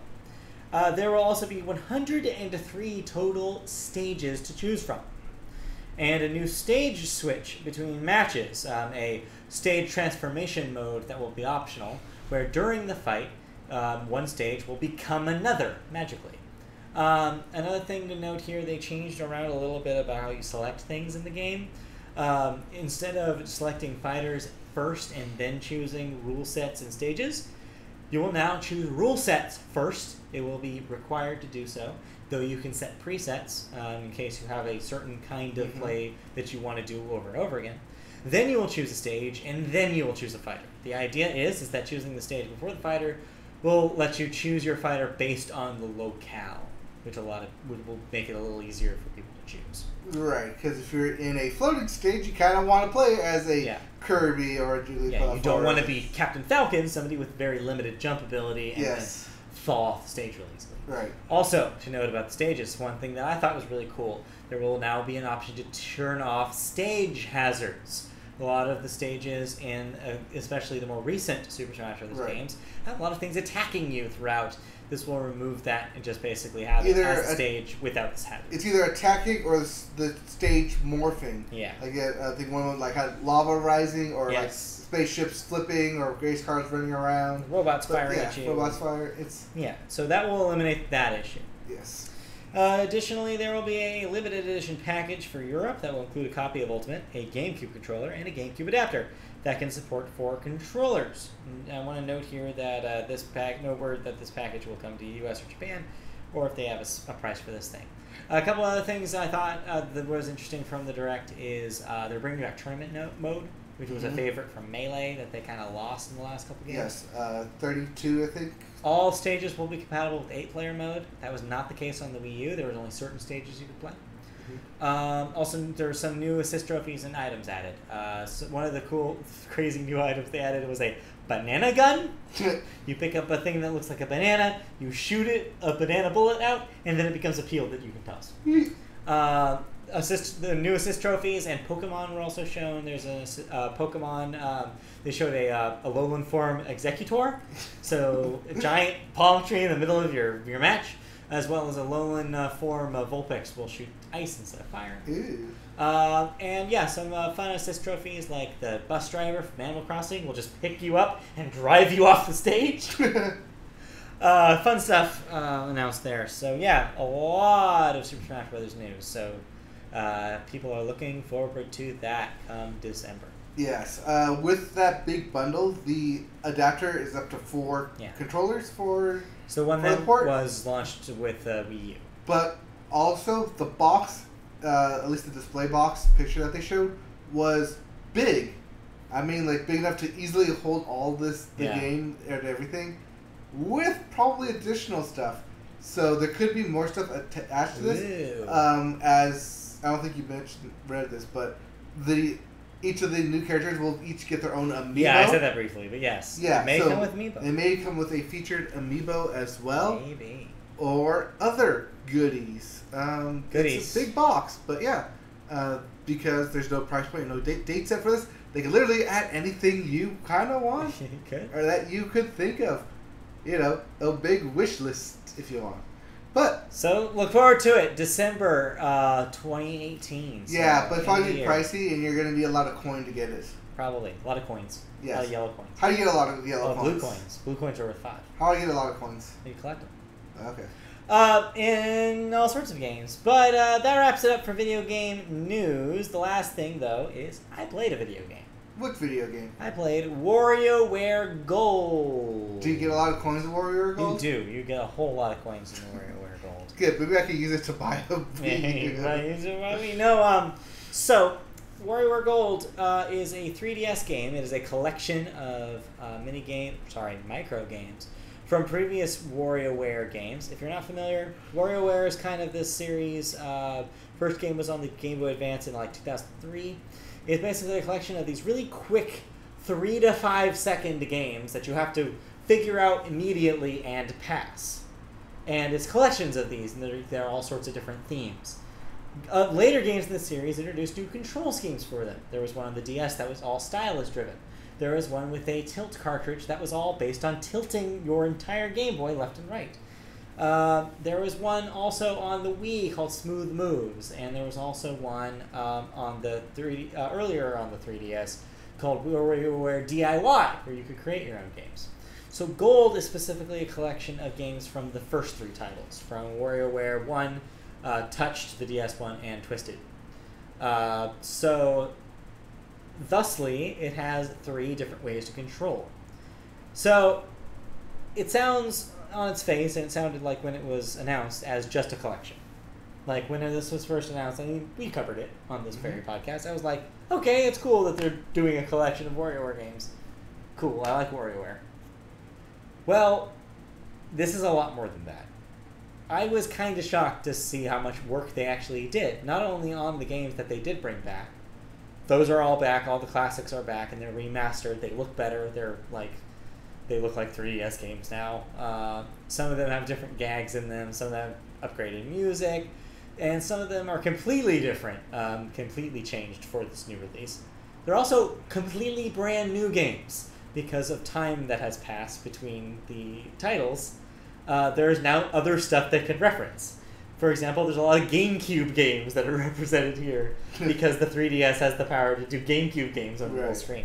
So there's a micro game where you're Link from the Wind Waker floating on your leaf and you have to land real quickly. There's one where you're Mario from Mario Sunshine and you have to spray down some goop from a wall. It's fun little stuff like that that they've added since they have more stuff to add. It's a full WarioWare package. It has a whole story mode in it where you walk through both the normal button control games, the touch control games, and the twist control games. There's a story including fully voice-acted cutscenes. Yes, Wario speaks talks? full sentences in this game. Wait, more than just the yelling? Full-ass sentences. OMG, WarioWare is the shit. Oh my god. We loved it, I think. The Wii? WarioWare Smooth Moves was the Wii one, so... Yeah. Oh man, if you're a WarioWare fan, this is a really good-ass WarioWare game. Anyways, but yeah, so... the fully voice acted, so yeah, Wario talks full sentences in this thing. It's super trippy. And all the characters in his world, and there's a ton of weird ass characters in the WarioWare series. All of your favorites return. Creepy goth girl Ashley, family of Nintendo fans. There's an alien that's obsessed with pigs. There's the 2 samurai kindergartners named Kat and Anna. Get it? Katana. It's a silly sense of humor that's become the trademark of the WarioWare series. So all that plus unlockable mini games, including one where you have to write your signature for people. You have to write your autograph, and the game rates you on how well you autograph. Really? Yes. Isn't that subjectional? You would think. Alarm clocks that you can actually set, and when it wakes you up, you have to play and succeed through 3 minigames for the alarm to stop. 3D representations of 3DSs that you can play the game, a WarioWare game on the 3DS that's in the game. I know that doesn't make any sense, but trust me on this. All sorts of weird, crazy stuff. The series have always been like this, but this is like a whole lot of stupid stuff that you can unlock and play with. You okay? You're kind of like... It's amazing. It's so good. There's even like there's a mission mode that like changes up the rule sets for a few. There's even one where like while you're playing the game, you can tilt the 3DS itself up further to speed up the games, make them go faster because time is an issue in that mode. Right. There's like sudden death ones. There's even an online mode that I tried to play where it faces you up against like a best of against somebody else on the internet, like try to get like best of 5 games or something, and I couldn't find a match. But it was also the day the game came out, so I don't know. So yeah, there's all sorts of things on this in this game. If you have played or enjoyed any of the WarioWare games in the past, especially the original on GBA or the one on DS, absolutely pick this up if you've got a 3DS. It's a whole lot of fun. It reminded me of how great WarioWare is. It's easily one of the better games I've played this year. It's a ton of fun. It is a little steep. I do want to warn you, it is $40. It's a full-ass priced 3DS game. Okay. But with the amount of content you're getting, I personally think it's worth it. But it is 100% predicated on how much you actually like WarioWare and that kind of thing. Okay. So yeah, I definitely recommend it. I say go play it if it sounds cool to you. But yeah, that's WarioWare Gold. So it's worth a $40 price tag if you like WarioWare. So it's a lot of WarioWare. You'd be crazy not to. It's the most WarioWare. Okay, it's the most 300 games worth of WarioWare. So 300 games for the price of $40. Yeah, basically. Okay. Sure. You put it like that. You put it like that. It sounds like a bargain. But you gotta like WarioWare. I like WarioWare. There's lots to like there. So okay. Check it out. It's good. Alright, and you guys can check us out. Because we are done with this week's episode, but we will be back next week. Here are the plugs. Here are the plugs. Plug away. Alright, so next week we'll be back with another issue. I do that every single time. We're not an issue, we're an edition. We're an episode of the Media Boat Podcast. We are live every Wednesday night at 8 p.m. Pacific on YouTube.com. Just search Media Boat Podcast and you'll find our channel. Subscribe and you'll find us when we go live. We're also on social media all over the place. You can find us on Twitter at MediaBoatCast and Facebook if you search Media Boat Podcast. You can also find us streaming video games every once in a while on twitch.tv/MediaBoat. You can also find us on audio form if you don't want to watch our silly faces do this podcast. You can also find us on Apple Podcasts or any other RSS feed-driven podcast device out there. Just search Media Boat Podcast, you'll find it. Leave us a review on Apple Podcasts. We appreciate it. We want to get some feedback from you. You can also find us on our website, MediaBoatPodcast.com. Recently updated. My written thoughts about WarioWare Gold are up on and live on the site now. So if you want to hear a much more concise version of what I just said, it's there, MediaBoatPodcast.com. Lastly, if you want to help us make this show even better, and I'm sure you do, you can donate money to us. We need money too. We live as well. You can donate as little as $1 a month on patreon.com/MediaBoat. If you become a patron, you can get exclusive stuff that we haven't even made yet that'll just be for you. Like we said earlier, we can do an entire podcast on our thoughts on the Academy. If you really wanted it. On our thoughts on Billboard. On whatever you want. You ask and you shall receive. Just donate as little as $1 a month and you can become a part of an elite squad. So elite, no one is a member yet. Alright, well that will do it then for this Media Boat Podcast. We will be back next week, so check it, and for now we will be busy watching the rest of The Dark Knight. Bye! Alright, thank you all for tuning in. We'll see you next week with even more thoughts on stuff. Bye-bye. Bye-bye. Bye-bye. Alright, YouTube After Show. I had no idea we had some WarioWare fans in the audience. Oh no! Doctor's a WarioWare fan. WarioWare is amazing. WarioWare is the shit, according to the doctor. So when she says Wii, I wonder if she's talking about the Wii one or if they played the GameCube. There was a GameCube version that was a collection. We of loved it on, I think, the Wii. Okay. I don't think she had a Wii. Oh, well, there's a GameCube one that could be played on the Wii. Yes. Mega Party Games, which was like a collection of the Game Boy ones, but in like a party game thing. One of my favorite modes in that one was there was a mode where you're sitting on giant stacks of turtles, and when you lost minigame, or if you weren't the person who won the minigame, you would get another turtle on your stack. And the taller your turtle stacks got, the more likely you could fall off and lose. And then the losers would become other turtles and bite at the bottom of the turtle stacks to try to topple the turtles. It was hilarious. That game is amazing, and I played so much of it.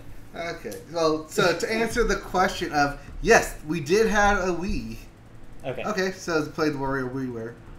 What? Warrior Wii version. Where Smooth Moves. I never actually played Smooth Moves. Alright, and then to answer the question is, what is the best picture so far? Yeah. That I've seen. I'm just going to rattle off real quick. Every film I have seen since January 1st of this year. Alright. This will include some 2017. It's going to take a while. But yes. So we have Pitch Perfect 3, The Post, The Commuter, 12 Strong, Den of Thieves, Shape of Water, Cloverfield Paradox, Black Panther, Early Man, Game Night, Annihilation, The Hurricane Heist, A Wrinkle in Time, Tomb Raider, Love, Simon, Pacific Rim Uprising, Ready Player One, Isle of Dogs, A Quiet Place, I Feel Pretty, Avengers Infinity War, Deadpool 2, Life of the Party, Solo, Adrift, Upgrade, Ocean's 8, Hotel Artemis, Hereditary, Incredibles 2, Tag, Jurassic World Fallen Kingdom, Ant-Man and the Wasp, Won't You Be My Neighbor, Hotel Transylvania 3, Summer Vacation, Skyscraper, Sorry to Bother You, Mamma Mia 2, Here We Go Again, Mission Impossible, Fallout, Christopher Robin, and 8th Grade. That was a lot of movies. That's all this year so far, thanks to the help of MoviePass. What? I want to say that's... Actually, that was 30 and Incredibles 2. 3, 4, 5, 6, 7, 8, 9, 10, 41 films this year. And we're just hit August. So I'm averaging about 5 a month. So I'm going to hit 60 by the end of the year, roughly. Yeah. Yep. Sounds about right. So if I see 5 films in a month, clearly MoviePass at 3 a month is not going to do it for me. For you. For me. But clearly I am one of the more avid users. As I've said multiple times, I abuse MoviePass. I see at least a movie a week, if not more. I live in a movie theater. It's like my second home. Just got a tent in the back there, camped out. Not a tent, a mini fridge. Come on. Oh, yeah. It's in the front. It's in the tent. It's in the tent. But yeah, so clearly the 3 films a day, or 3 films a month is not going to suit it for me. I wish they would do tiers. I'll gladly pay $25 for unlimited. I'll pay $20. I'll pay $20, $25 for unlimited in a month. I mean, I think the AMC Prime is doing 3 a week. The AMC A-List Prime members is 3 a week, but that's AMC specific theater, and that is the only reason I am not signing up for it. And also, I've seen a quarter of those with you, approximately. Yeah, approximately, probably. But yeah, it's definitely something that I have looked into.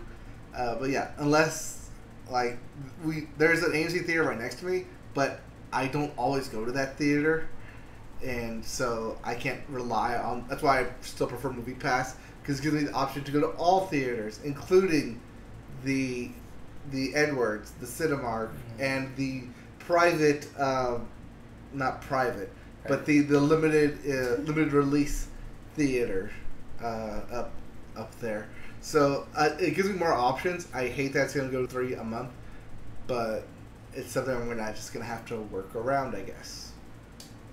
But that's my thoughts. If you want more of my thoughts on MoviePass, pay me. Go to Patreon. Yeah, go to Patreon.com/MediaBoatPodcast. And yeah, become a Patreon member, and we'll do full episodes on whatever topic you want. Like, literally, give us a topic. We'll research it, and we'll give you a full hour-long minimum podcast on it. I say that because there's two of us and we like to talk a lot. And Matt loves his Wikipedia adventures. Mm-hmm. Okay, bye. All right, so thank y'all for tuning in. We'll be back next week. Okay, bye. Bye-bye. Stop streaming.